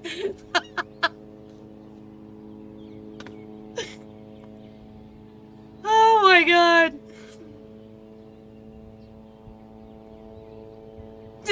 No Templar stuff involved. Nobody needed to read that, Jonathan Scott, but you did though. In fact, that just showed you were a weirdo who claimed I wasn't. Well, I had to read it because you typed it. Who cares? I'm up at 2 a.m. watching a chick watch lunatics. Why is that important? True. Forgive me. Carry on with your story. Done.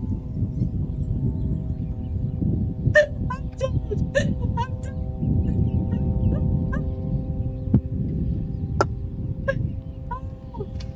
I need a minute.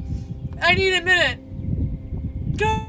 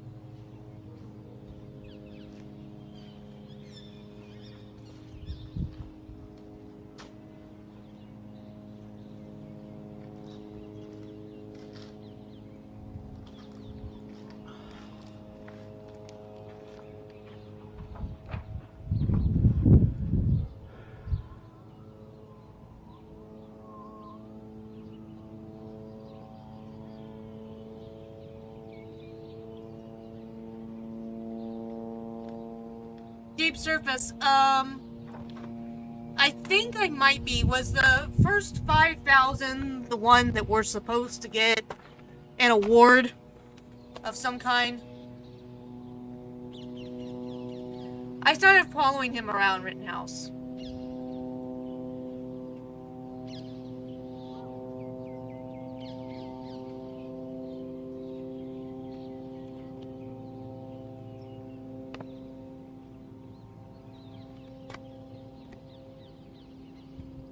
Deep surface, do you want me to type in Twitch and ask him if he knows who you are? I will.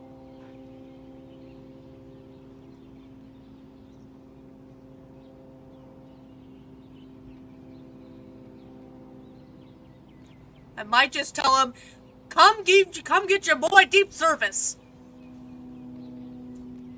He's talking about green triangles.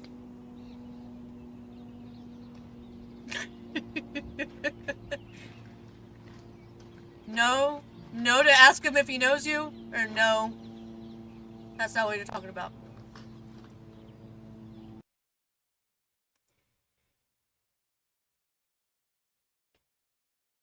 Oh, okay. Uh-oh. Uh-oh.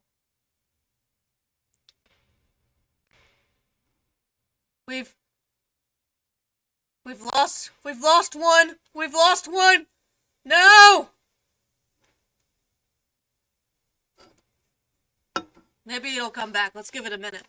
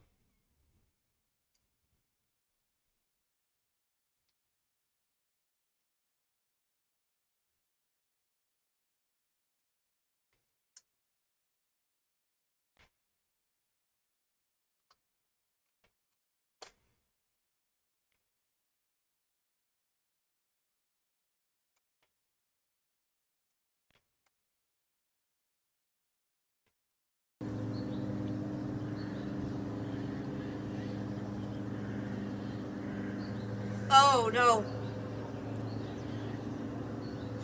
The people in Agenda Free Team are gonna be having a meltdown. They're gonna be like, Steve's asleep! And he can't switch it out! It's funny.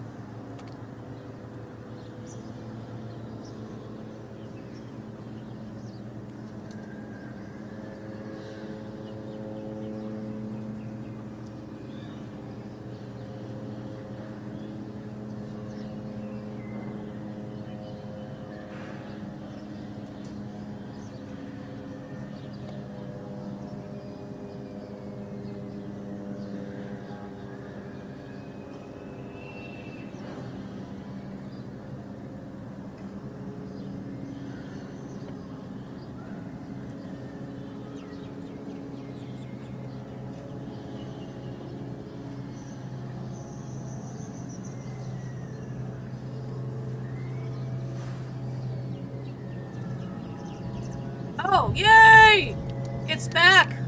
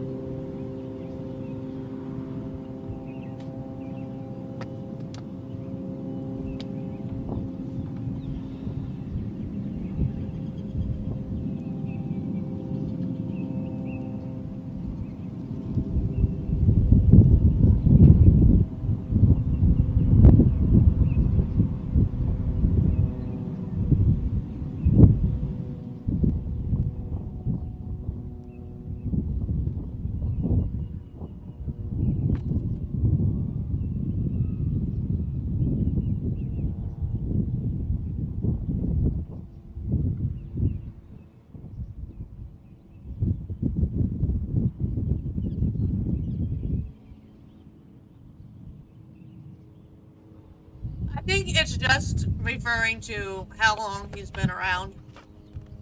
I think is what he means by that. I could be wrong.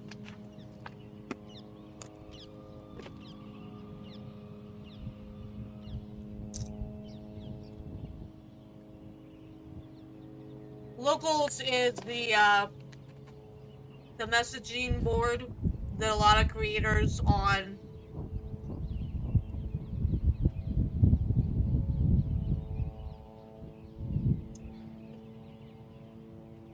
I don't know why Rumble would scrub your comments. That's weird.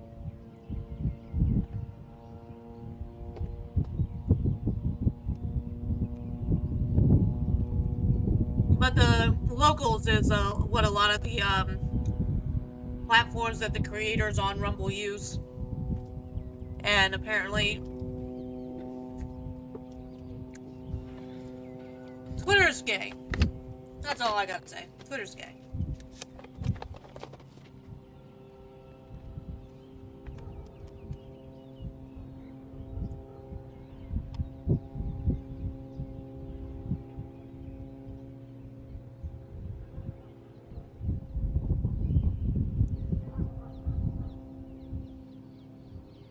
I'm gonna mute myself here for a little bit while I'm doing some stuff, including trying to eat popcorn.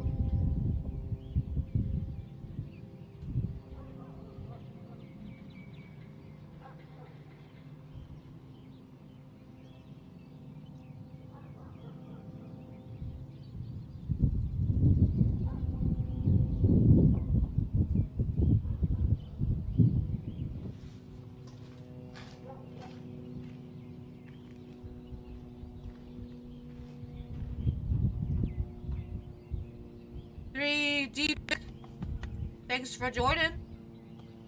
Hope you stay around a while, like the stream. I am doing some research in the background. Ryzenator, I don't know if I'm saying that right. Glad to meet you. Thanks for joining us.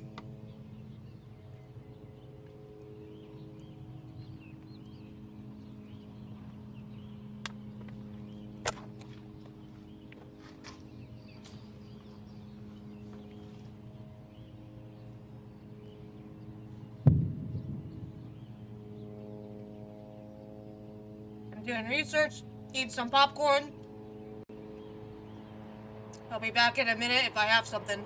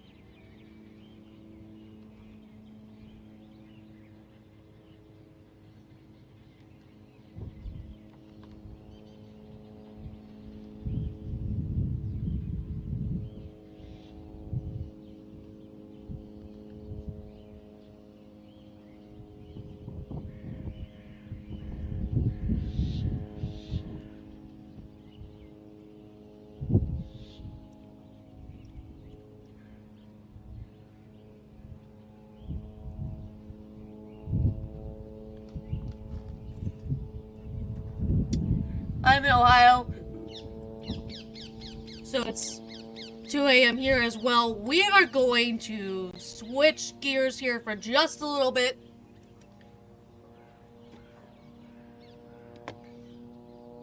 Let's talk about Speaker of the House.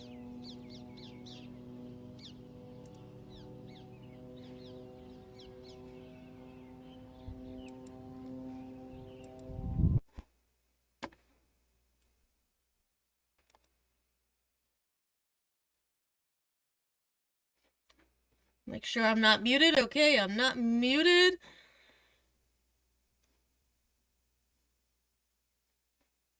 Let's do this.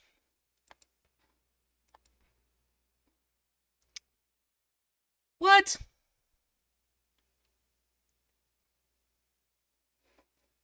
Well, I'm not going to be able to read that article. So back to the drawing board.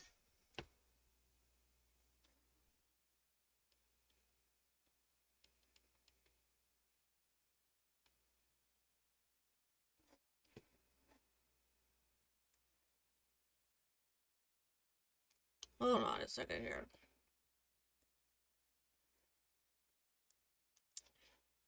I think I'm gonna have to do this slightly different way. Because in my other tab, I was able to pull up the article just fine. So 1 second here.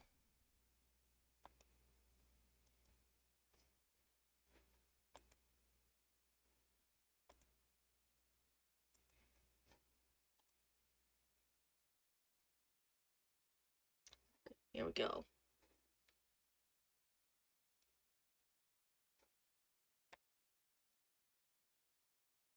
Are you gonna let me read it?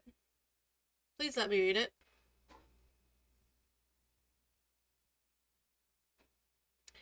All right, 9 Republicans have announced that they will run for Speaker after the party cast aside Representative Jim Jordan of Ohio as its latest nominees for the leadership post. A flood of lawmakers began campaigning just hours after Republicans voted at a closed-door meeting to restart the nomination process after Jordan, his support having failed on a third-floor vote to win the speakership. I hate that they do this. I valiantly disagree with the fact that they insist on doing this in private, and I believe that these votes should all be public. So, a flood of lawmakers began campaigning just hours after the Republicans voted at a closed-door meeting, which I think is horrendous. The vote essentially ensured the office of the Speaker would remain empty for a third week. The lawmakers vying for the job include veterans of the House, committee chairman, a top member of Republican leadership, and a sophomore. Virtually none have the kind of commanding national profile normally required of the Speaker, who is not only second in line to the presidency, but a key fundraiser. But I don't know why they keep saying second in line. Because he's not second in line. He's actually third in line after Harris, but for some reason, people keep saying this. Okay. But a key fundraiser for the party's efforts to protect and expand its majority, they will have to navigate the same treacherous dynamics of a bitterly divided conference that 3 men before them could not, leaving some Republicans openly questioning whether anyone can win a majority of votes on the House floor. Some Republicans who said they were considering running for the position on Friday announced over the weekend that they would not seek the top job, including Representative Jody Arrington and Roger Williams, both of Texas. All candidates except for 2, Representative Tom Emmer of Minnesota and Austin Scott of Georgia, voted to object to certifying President Biden's 2020 victory in at least one state. All candidates except for 3, Representative Kevin Hurd of Oklahoma, Mike Johnson of Louisiana, and Gary Palmer of Alabama, voted in support of a stopgap spending bill put forward by Kevin McCarthy, the Speaker at the time, to avert a shutdown. Representative Byron Donalds of Florida was absent for the vote. Here are the Republicans who are running for the Speaker. One second. I am turning this down, momentarily turning him off, because it's just making me feel like I need to shout. Okay. So, we have Tom Emmer of Minnesota.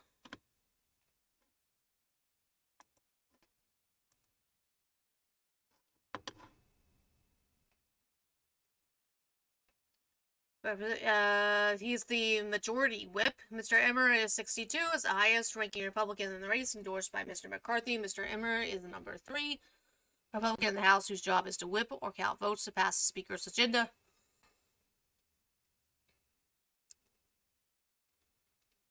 He is considered among the frontrunners, though he could encounter the same issues that dogged Representative Steve Scalise of Louisiana, Republicans' first failed nominee to replace McCarthy. Far-right Republican activists have accused Mr. Emmer of being insufficiently supportive of former President Donald J. Trump, and some moderates in the conference were privately unhappy that he did not back an effort to temporarily empower the acting Speaker, Representative Patrick T. McHenry of North Carolina. A former college ice hockey player and coach, Mr. Emmer has allies among both the conservative and the establishment wing of the party. Mr. Emmer served 2 terms as the chairman of the National Republican Congressional Committee, helping Republican candidates across the country win elections and making inroads across the conference in the process. Austin Scott of Georgia. He's a small business owner and ally of former Speaker Kevin McCarthy. Mr. Scott, 53, was a surprise candidate for the Speaker nomination last week, garnering 81 votes in the conference against better-known Mr. Jordan. See, if Mr. Jordan couldn't get enough votes, and you only got 83, and he got like a 20 more than you, I don't know why you would think that you would be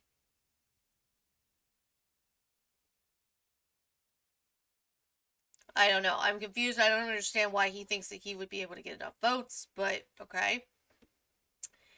Small business owners, Mr. Scott was the freshman class president for the 112th Congress. He is also an ally of Mr. McCarthy and expressed outrage on the Californians' ouster at the hands of far-right rebels, denouncing them as nothing more than grifters. Byron Donalds of Florida. Mr. Donald's 44, a member of the ultra-conservative House Freedom Caucus, a favorite of the party's right wing. This is only his second term in Congress. He won his Naples-based district in 2020. A native New Yorker received as many as 20 votes for Speaker on the House floor in January during the prolonged fight that resulted in Mr. McCarthy emerging as Speaker. So if he only got 20 the first time around, what makes him think that... I don't know what is making any of these people think that they're going to win. I just don't know. He has already picked up endorsements from his fellow Floridians, okay? Kevin Hern of Oklahoma. Oh. Face only a mother could love. My goodness. Mr. Hern, 61, is chairman of the Republican Study Committee, a group committed to advancing conservative ideology that a majority of the Republican conferences belong to. The post often serves as a springboard to leadership positions. Mr. Jordan and Mr. Scalise, as well as the former Vice President Mike Pence, all have led the committee. Mr. Hern has the conservative credentials that could assuage the hard-right lawmakers who bedeviled Mr. McCarthy, but he's seen as a more moderate option than Mr. Jordan. Nicknamed the McCongressman for his previous ownership of 18 McDonald's franchises, Mr. Hern, a former aerospace engineer, was elected in the House in 2018. Well, he's certainly very smart. You have to be pretty darn smart to be an aerospace engineer. Gary Palmer of Alabama. He's kept a much lower profile than many of his deeply conservative counterparts, apparently. Former walk-on wide receiver for the University of Alabama, Mr. Palmer, 69, is the long chairman of the Republican Policy Committee, making him the number 5 Republican in the House. A member of the Freedom Caucus, Mr. Palmer keeps a lower profile. As a former member of Mr. McCarthy's leadership team, who then backed Mr. Jordan's candidacy for Speaker, Mr. Palmer could try to present himself as a unifying force between the party's factions. He was elected to Congress in 2014. Jack Bergman of Michigan. Oh my gosh, he looks like that guy that he's always smoking the cigarettes on X-Files.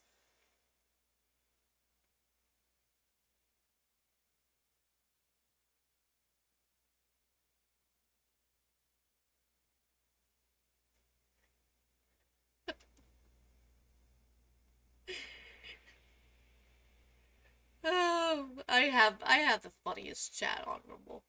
I have the funniest chat. Jack Bergman of Michigan, he presented himself as a temporary option who would work to study the ship and return normalcy to the House.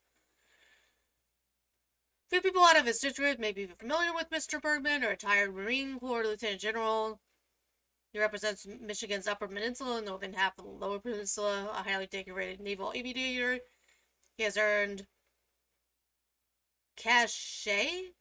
I don't even know how to say that word, with many of the mainstream conservatives, several of whom were military veterans themselves, who opposed Mr. Jordan's candidacy and want an experienced leader at the helm. Mr. Bergman has presented himself as a temporary option who would work to steady the ship and return normalcy to the House. What we need right now is a speaker who has experience leading and can put ego aside to work together for the American people. We need a leader who shuns permanent power and recognizes the current crisis of leadership. Mike Johnson of Louisiana. Mr. Johnson, 51, is a lawyer who is the former chairman of the Conservative Republican Study Committee, an evangelical Christian who was a member of the Judiciary Committee. Mr. Johnson was a key architect of the Republicans' objectives to certifying the victory of Biden on January 6th. Many Republicans in Congress relied on his arguments. He is an ally and supporter of Mr. Jordan, who only considered moving forward with his own bid for Speaker after Mr. Jordan fell short. Pete Sessions of Texas. Mr. Sessions is 68, is the longest-serving member of Congress so far, who is considering running for Speaker, first serving from 1997 to 2019. After he was defeated in 2018 by a Democrat, Mr. Sessions ran for a seat in a neighboring district and prevailed, returning to Congress in 2021. He has previously served as chairman of the House Republican Campaign Committee and as chairman of the Powerful Rules Committee. Mr. Sessions participated in a 2019 campaign by Trump allies targeting Marie L. Yovanovitch, the ambassador to Ukraine, Writing Secretary of State Mike Pompeo that she should be fired for repeatedly expressing disdain for the Trump administration. Mr. Trump recalled her in April of that year. Okay. Dan Musier of Pennsylvania. He looks too much like Gavin Newsom to me. That hair, I don't know. No. He's 59, was elected to Congress in 2018 after serving as State Secretary of Revenue. He told the National Review that he was considering running for Speaker because I'm not going to let this kindergarten continue. Good luck with that. Good luck with not letting the kindergarten continue. Oh, Lord God Almighty. And that's it. What I'm trying to figure out is what time in the morning everything is supposed to start. So we will go back to our original program.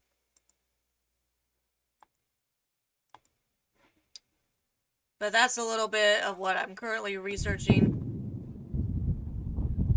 Currently trying to find some answers. Okay, these people need to stop showing shit that I have to be careful of not showing on screen. They just need to stop it. I don't know why they keep going back and forth between showing previously recorded content and showing us the skyline. I don't understand.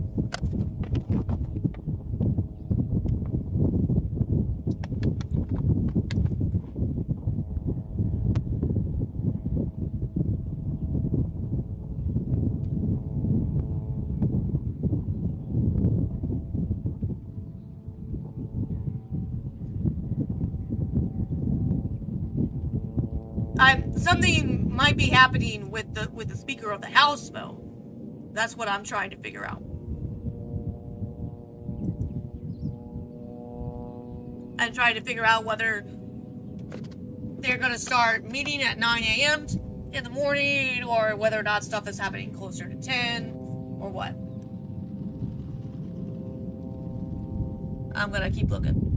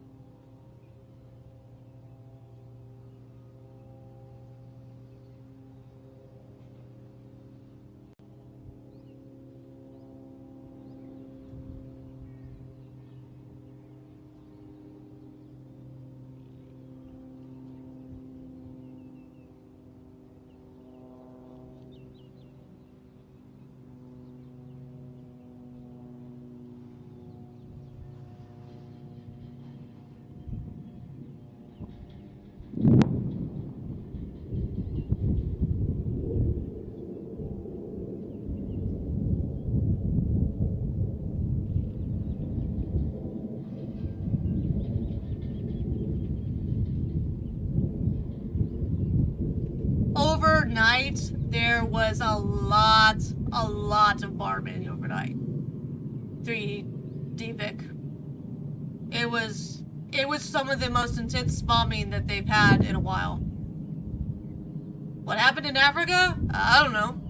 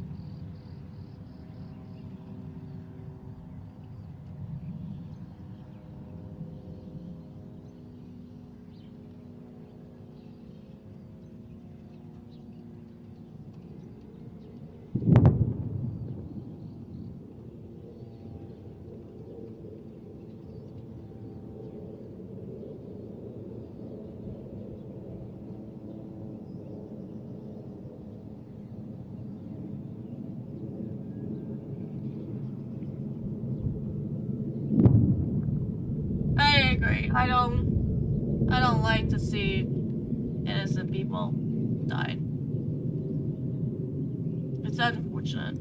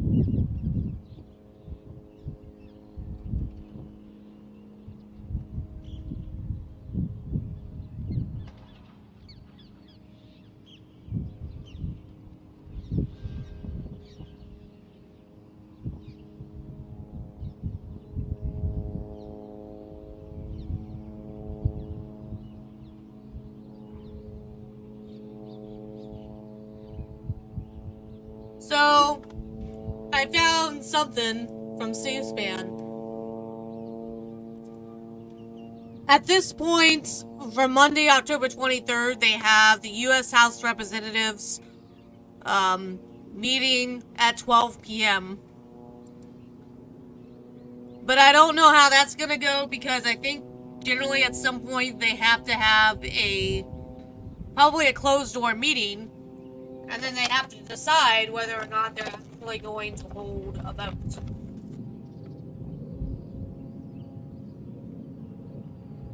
So that's all I have on the House vote at this point.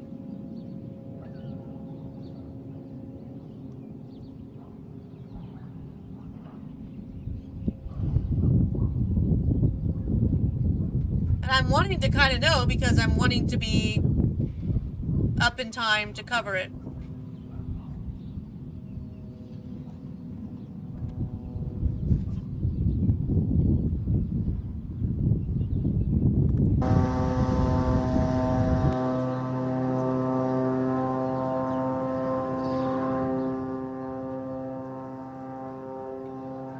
You're welcome, 3D Vic.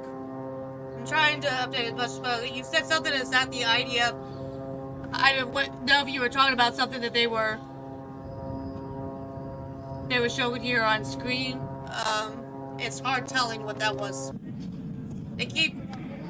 This is, I think, when some of the Hamas infiltrators came in, as what I think this was.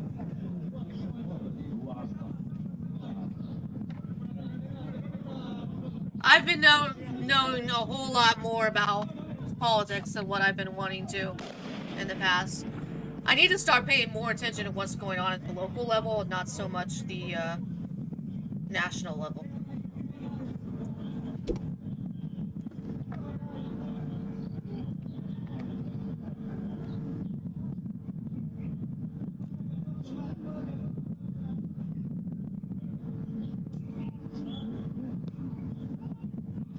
Why every once in a while this channel shows this, I have no idea.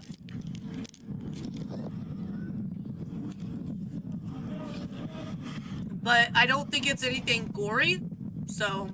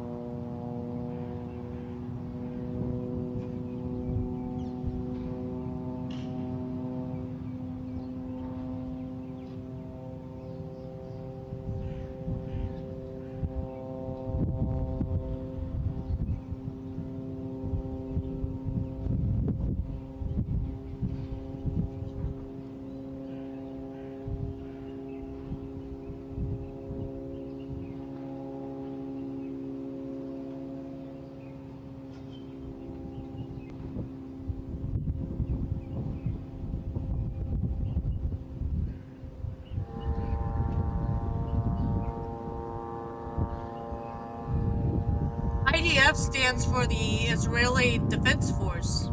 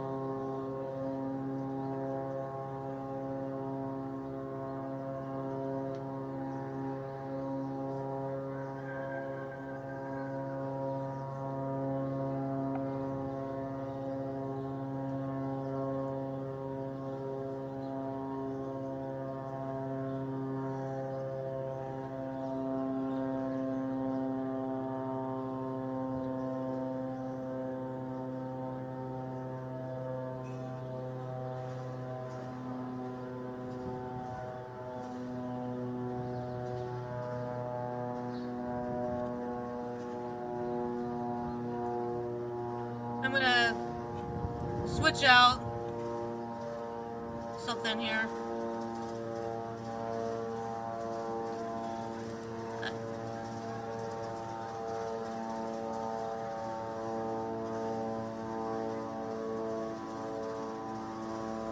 It's the exact same view. It's just a different... There's not so much branding on it. And I just prefer it.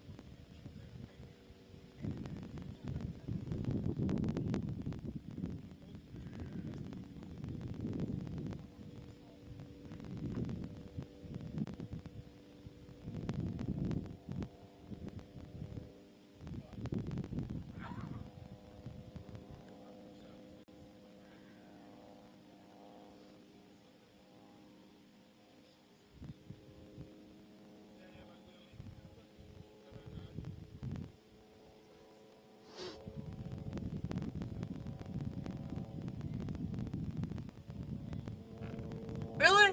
Thank you.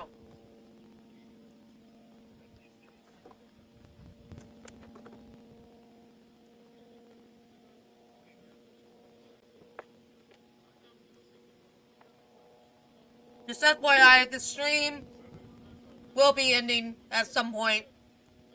I'm not really sure yet. Partly because we're not seeing anything, but also I have to go to sleep sometime.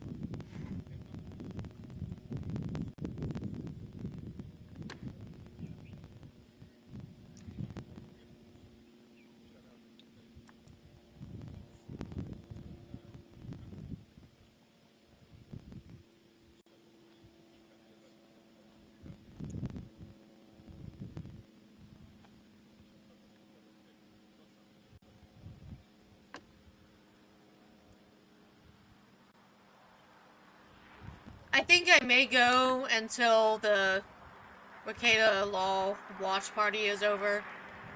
And I think we've got at least 25 minutes left on that.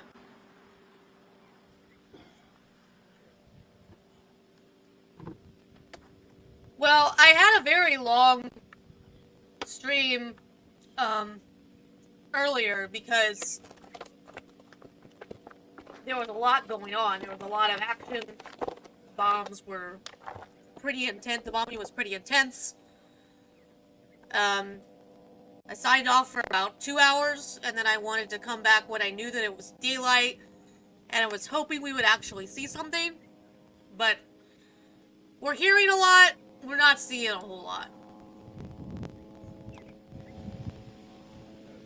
Like on here, I think we're still hearing the drones. We've heard, what sounds like some artillery fire, some shelling. But I don't think we've actually been able to see any of it.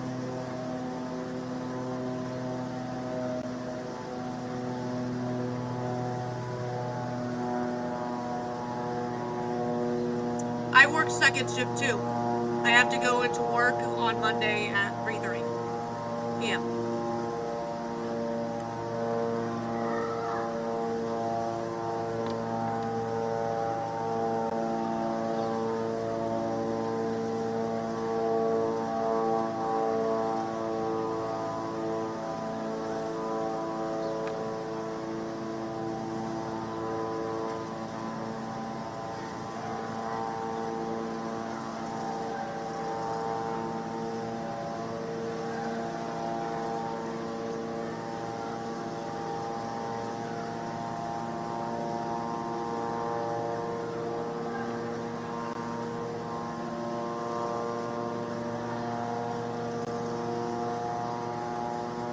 Work at a factory. making parts used in construction.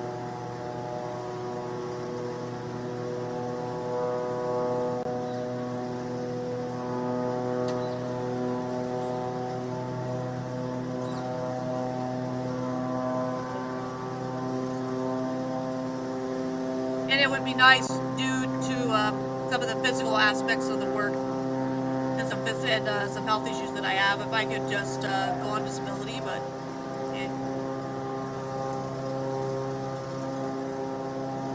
I would love if I could just stream all day. But unfortunately, I usually do not even have this many people with me chat.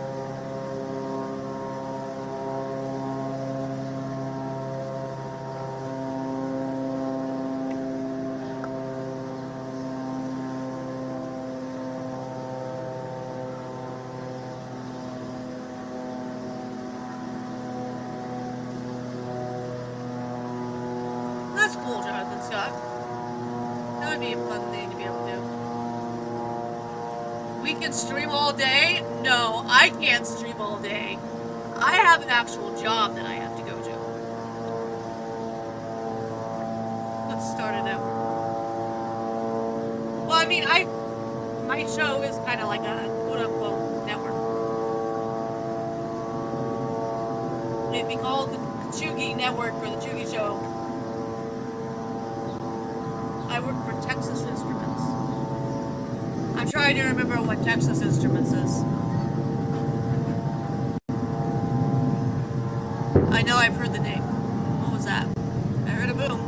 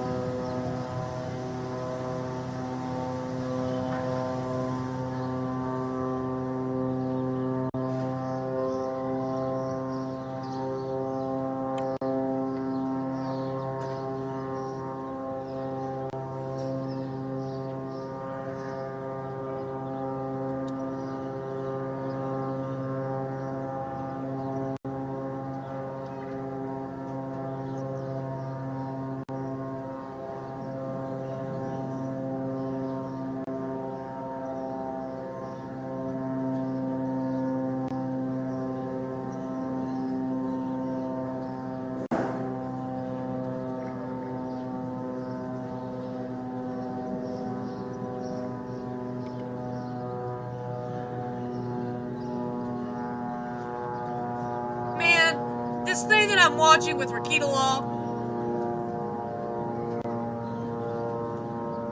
they totally blot the full frontal male nudity. I'm disappointed.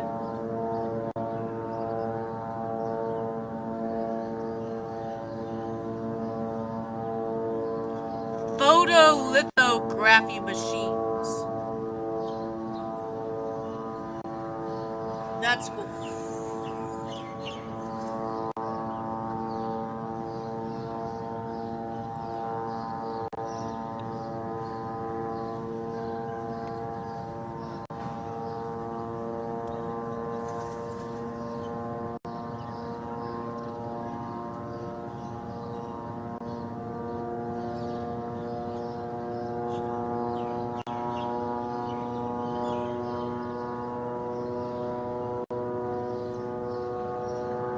Deep Surface, you didn't show Dong in 1985. They showed everything else in the 1985 movies that Rakita Law has been streaming on Prime. Did you see the movie that he showed last week?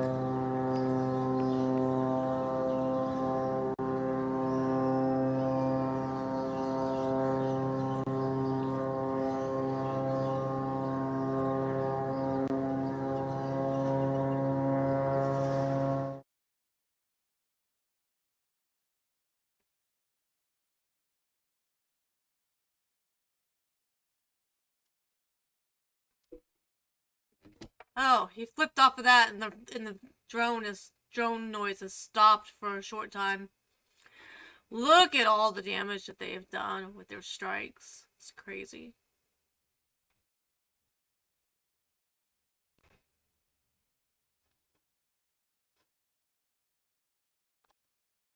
What? Why would they show what? There was some interesting movies in the 1980s and the 1990s. That's all I'm gonna say. And Jonathan Scott, yep.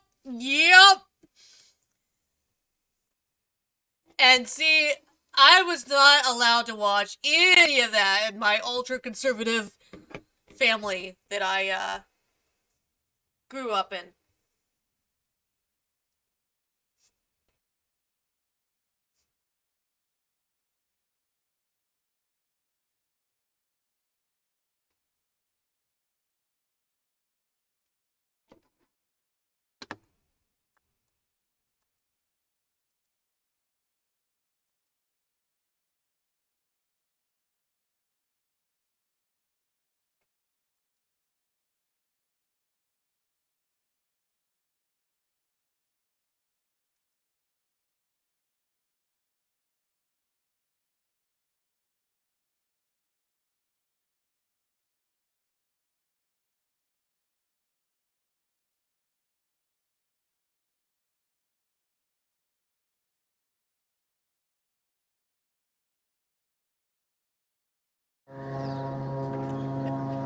I was expecting huge tits that I was lied to.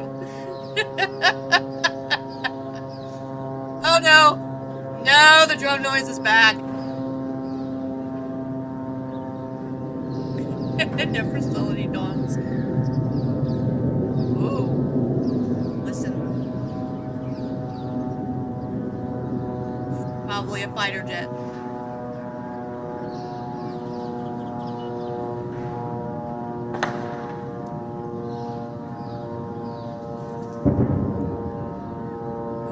That boom made that camera shake.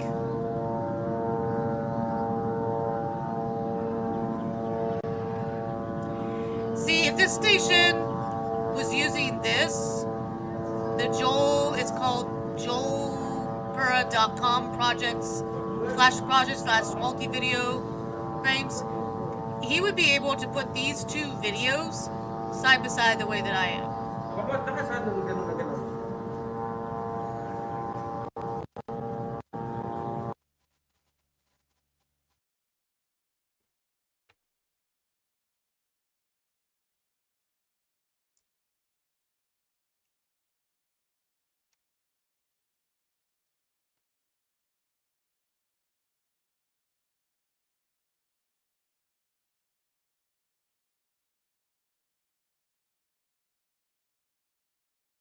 Oh, what happened? There we go.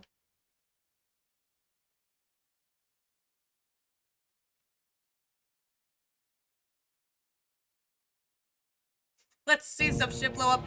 I know, right?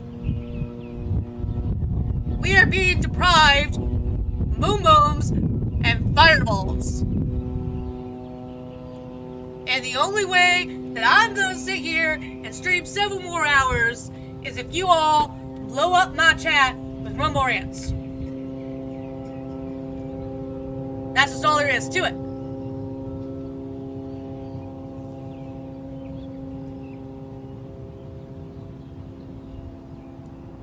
Well, Rekieta Law gives me quite an education on what my parents were not taking me to the theater to see when I was growing up.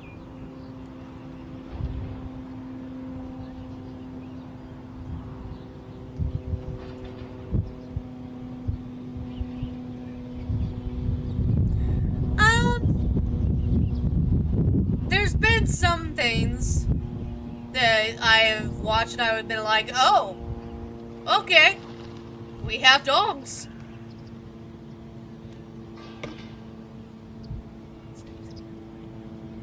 I mean, really? Too much? Because it doesn't seem like that. It seems like they do it more than they used to, but not too much.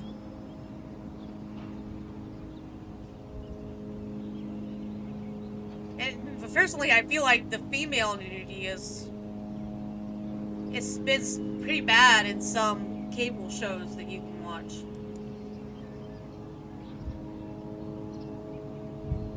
But I've kind of heard that there's been some talk that people's attitudes about wanting to do certain things on screen are changing a little bit. It gets, you know, sometimes trying to do simulated love scenes, it can get awkward, weird. Yeah, I've only seen a little bit of Game of Thrones, but from what I know of that, there was some pretty much a lot of nudity in that.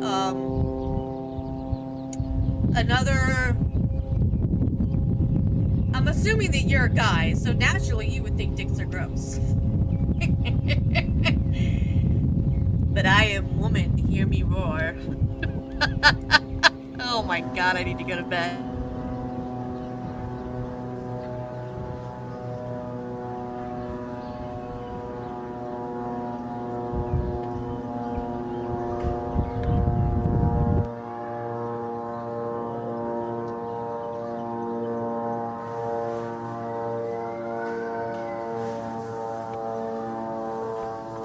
Another one.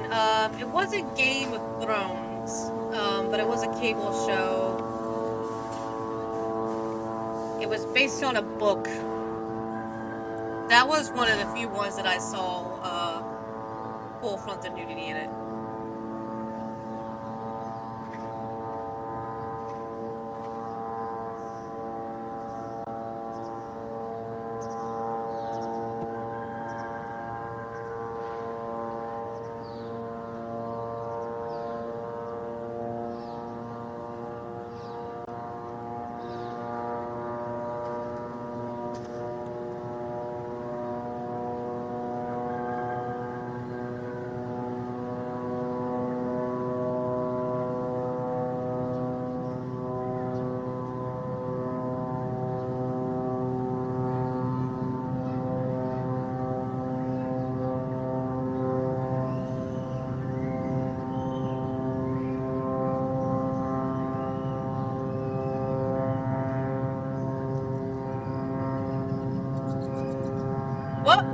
What?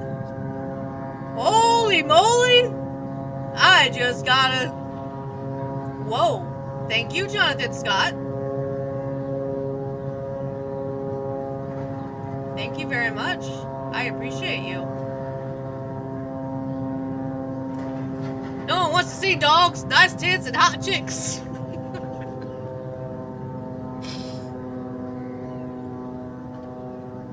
Now, the question is, who one of y'all is gonna join him in sending out the moolah? The gauntlet has been thrown, y'all.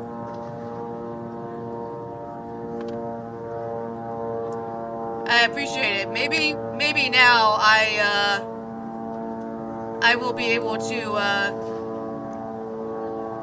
buy that thing on Amazon so that I can get the dust out of my computer.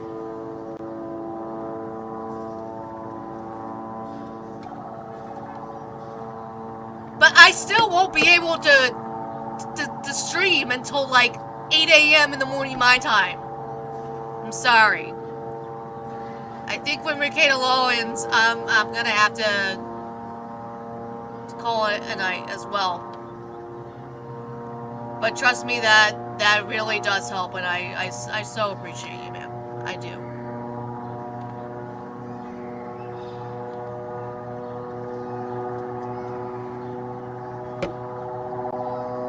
But y'all gotta step up your game.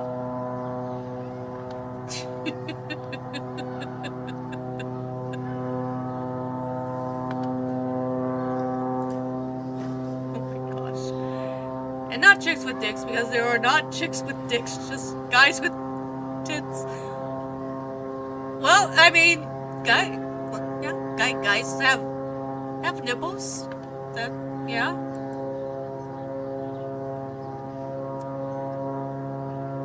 I have the funniest chat on Rumble, I'm sorry. Kate Law can go eat dicks because my chat is funnier than his. I'm kidding.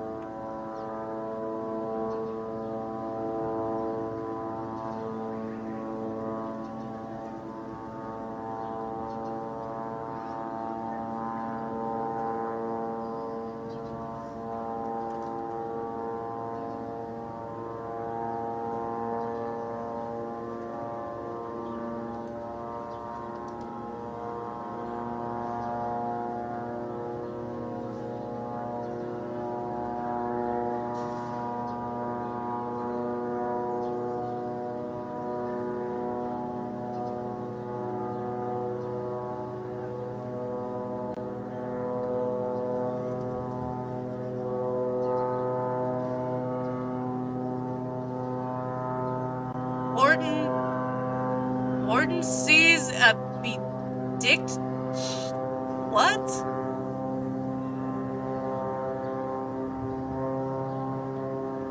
Wait a minute. I was looking at something. What is happening in my chat? What is? Oh Lord God!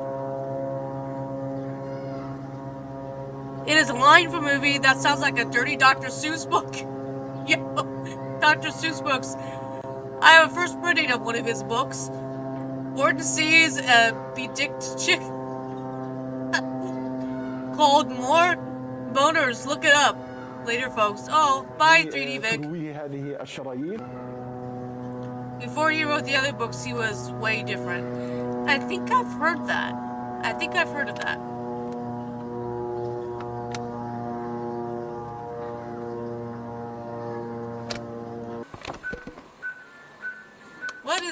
What is going on? Why are we seeing people operate? المعدات الطبية محدودة جدا ونشتغل بأقل الإمكانيات. نحاول أن نوقف نزيف الدماء الذي يحصل بأقل الإمكانيات مع الأمل أن نستطيع ذلك. لكن في كثير من الحالات فقط. What are you showing me, dude?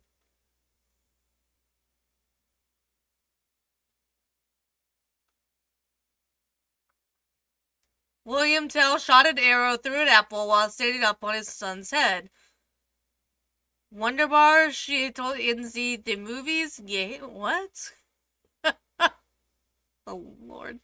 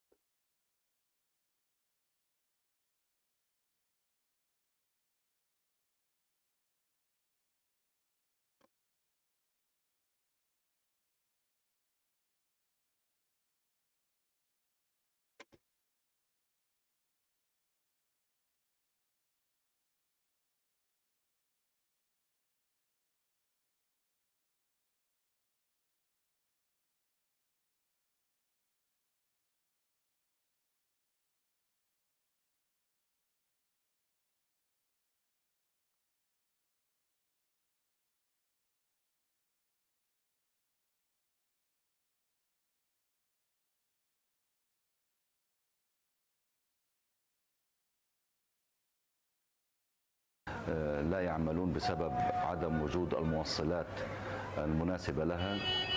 ونحن نعمل Deep فقط surface, I في agree. أجهزة تنفس صناعي. There are people that وهذا really إشارة قوية and the thing, على it's like قرب it's hard انهيار for me هذا. to really understand and wrap my head around. Like, I can't understand hating someone that much.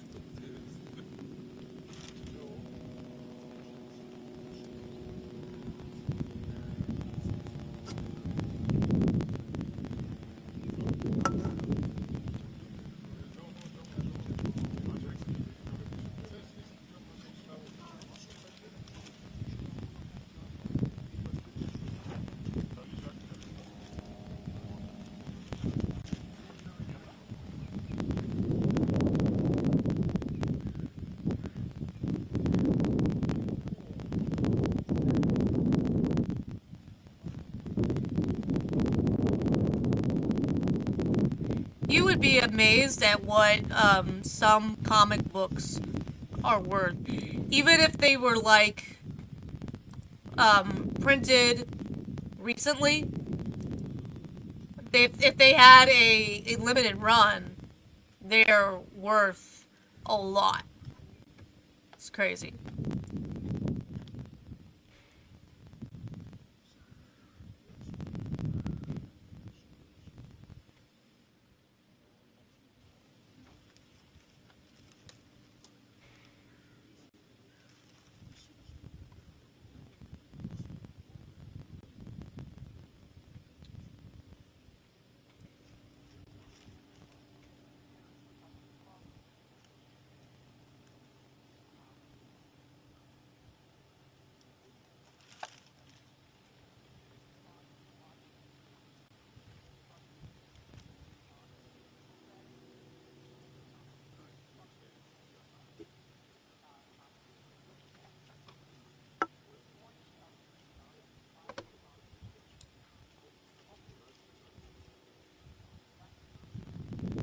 Like there's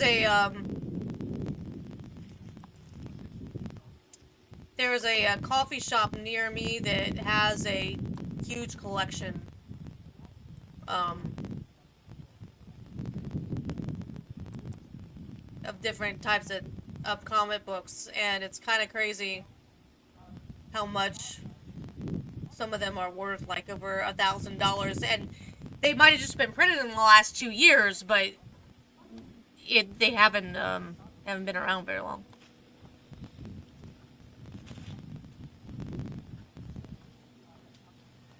Shugi, record me a rant and I'll put it to sounds.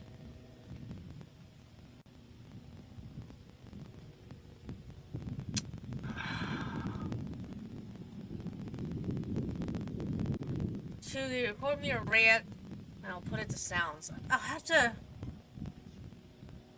I'll have to think about it.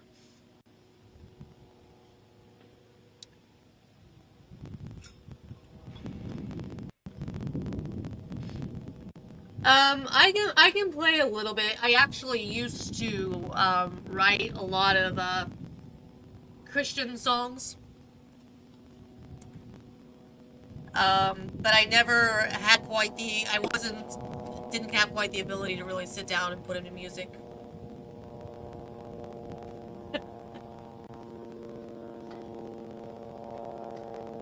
And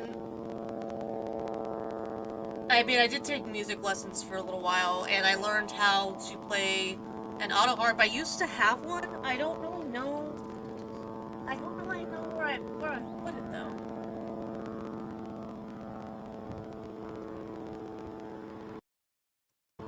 Maybe before I end the stream, maybe I'll sing one of my songs for you. I don't know. I might need more Romo rants. I don't know. Deep Surface, you're up. You want to hear my music? Drop a dime. I'm being sarcastic. I'm kidding. I don't actually expect anyone to do that. I'm just glad that you're here more than anything. And when Jonathan Scott drops a bag on me, it is a blessing. I appreciate it.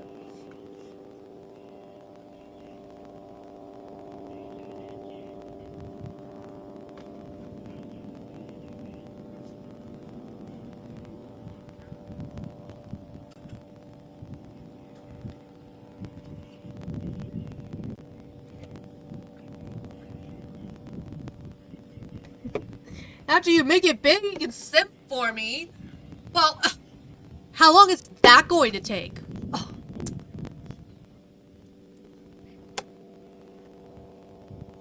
Kidding.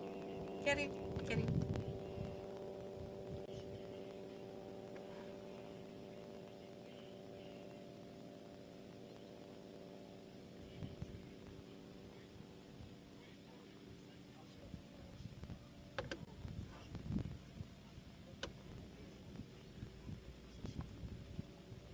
I'm gonna have to try and think of a song.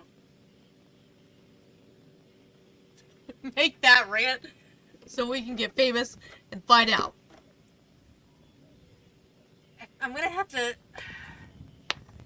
think of it. I'm gonna have to see something that really pisses me off. And then tell you what, if they don't vote tomorrow on someone for the House, you're gonna get an epic rant out of me. You're gonna get an epic rant out of me. I'm gonna be like, you dumbasses, what the fuck are you doing? Sit down there in those seats and do your damn job. I'd glue you to them if I could. You'll get an epic rant.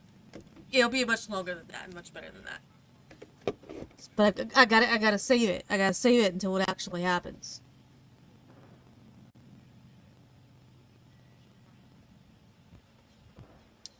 I'm trying to think of a lyrics that I can sing for it because I'm gonna have to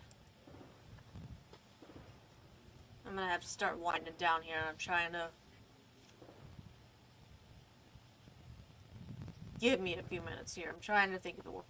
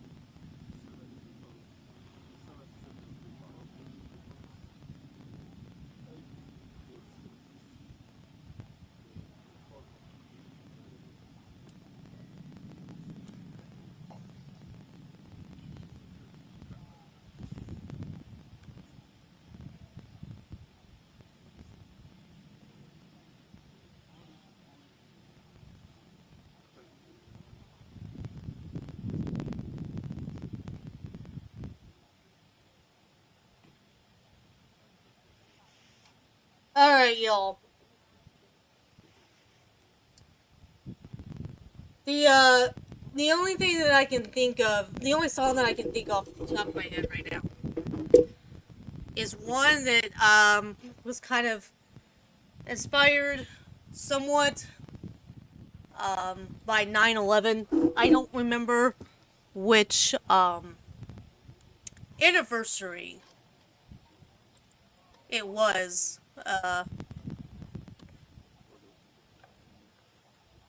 I did this, but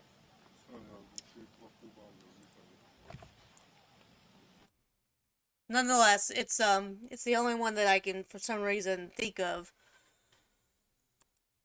off the top of my head. So that's the one that I'm gonna sing for you. And again, it was I wrote it on one of the anniversaries of 9/11. And it's pretty short. And I gotta tell you right now, before you start saying, "Oh, you sound so wonderful," me singing without music and trying to say on key and whatnot is very different than me trying to sing with music. Okay? I don't always sound this. If you actually tried to have me singing along with the band and like staying on key with the band, that would be a different issue. But me just doing, solo and singing whatever, people have no idea how bad it is. So, okay, I think I'm gonna be able to remember this off the top of my head. God, I don't do this very often. Your grace marches on, despite our fears and all our tears. We may shake and crumble, but you are steadfast and strong. You are our shield, you are all we ever need. Sweet rose of Sharon, cover us with your petals. Open the floodgates of heaven. Shower us with your grace. I'll always remember the sweet kiss of your presence. And the power of your grace marches on, in spite our tears and all our fears. We may shake and crumble, but you are steadfast and strong. You are our source, you are all I ever need. Sweet rose of Sharon, cover us with your petals. Open the floodgates of heaven.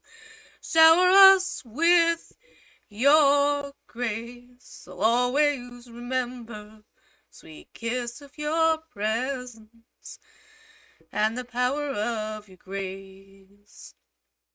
There you go. Something like that, if that's just roughly how that song went. So, I hope you enjoyed it. And on that note, ladies and gents, I am going to wrap it up. I'm going to call it a night. I will be getting up sometime around 10. Let's see, what time is it now? Yeah, that'll give me roughly 6 hours of sleep. I'll get up somewhere around 10. I'll start looking and see what's going on with the House vote. And maybe, before I have to go into work, I will be able to give you some shows on that. And as always, remember, the universe may be vast. And it may be, seriously, messed up. But remember, it takes all of us working together to make the kind of universe that we want it to be.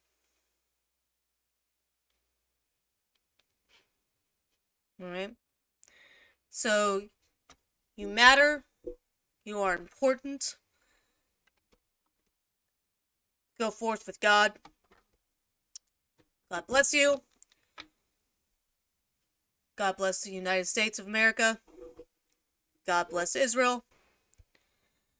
And Jonathan Scott, I am going to save that email address, and I will get back with you sometime tomorrow. And if I forget, be sure to yell at me, preferably with another $100 super chat. No, I'm kidding. You don't have to do that. All right. You have a wonderful night. Sleep tight. Peace.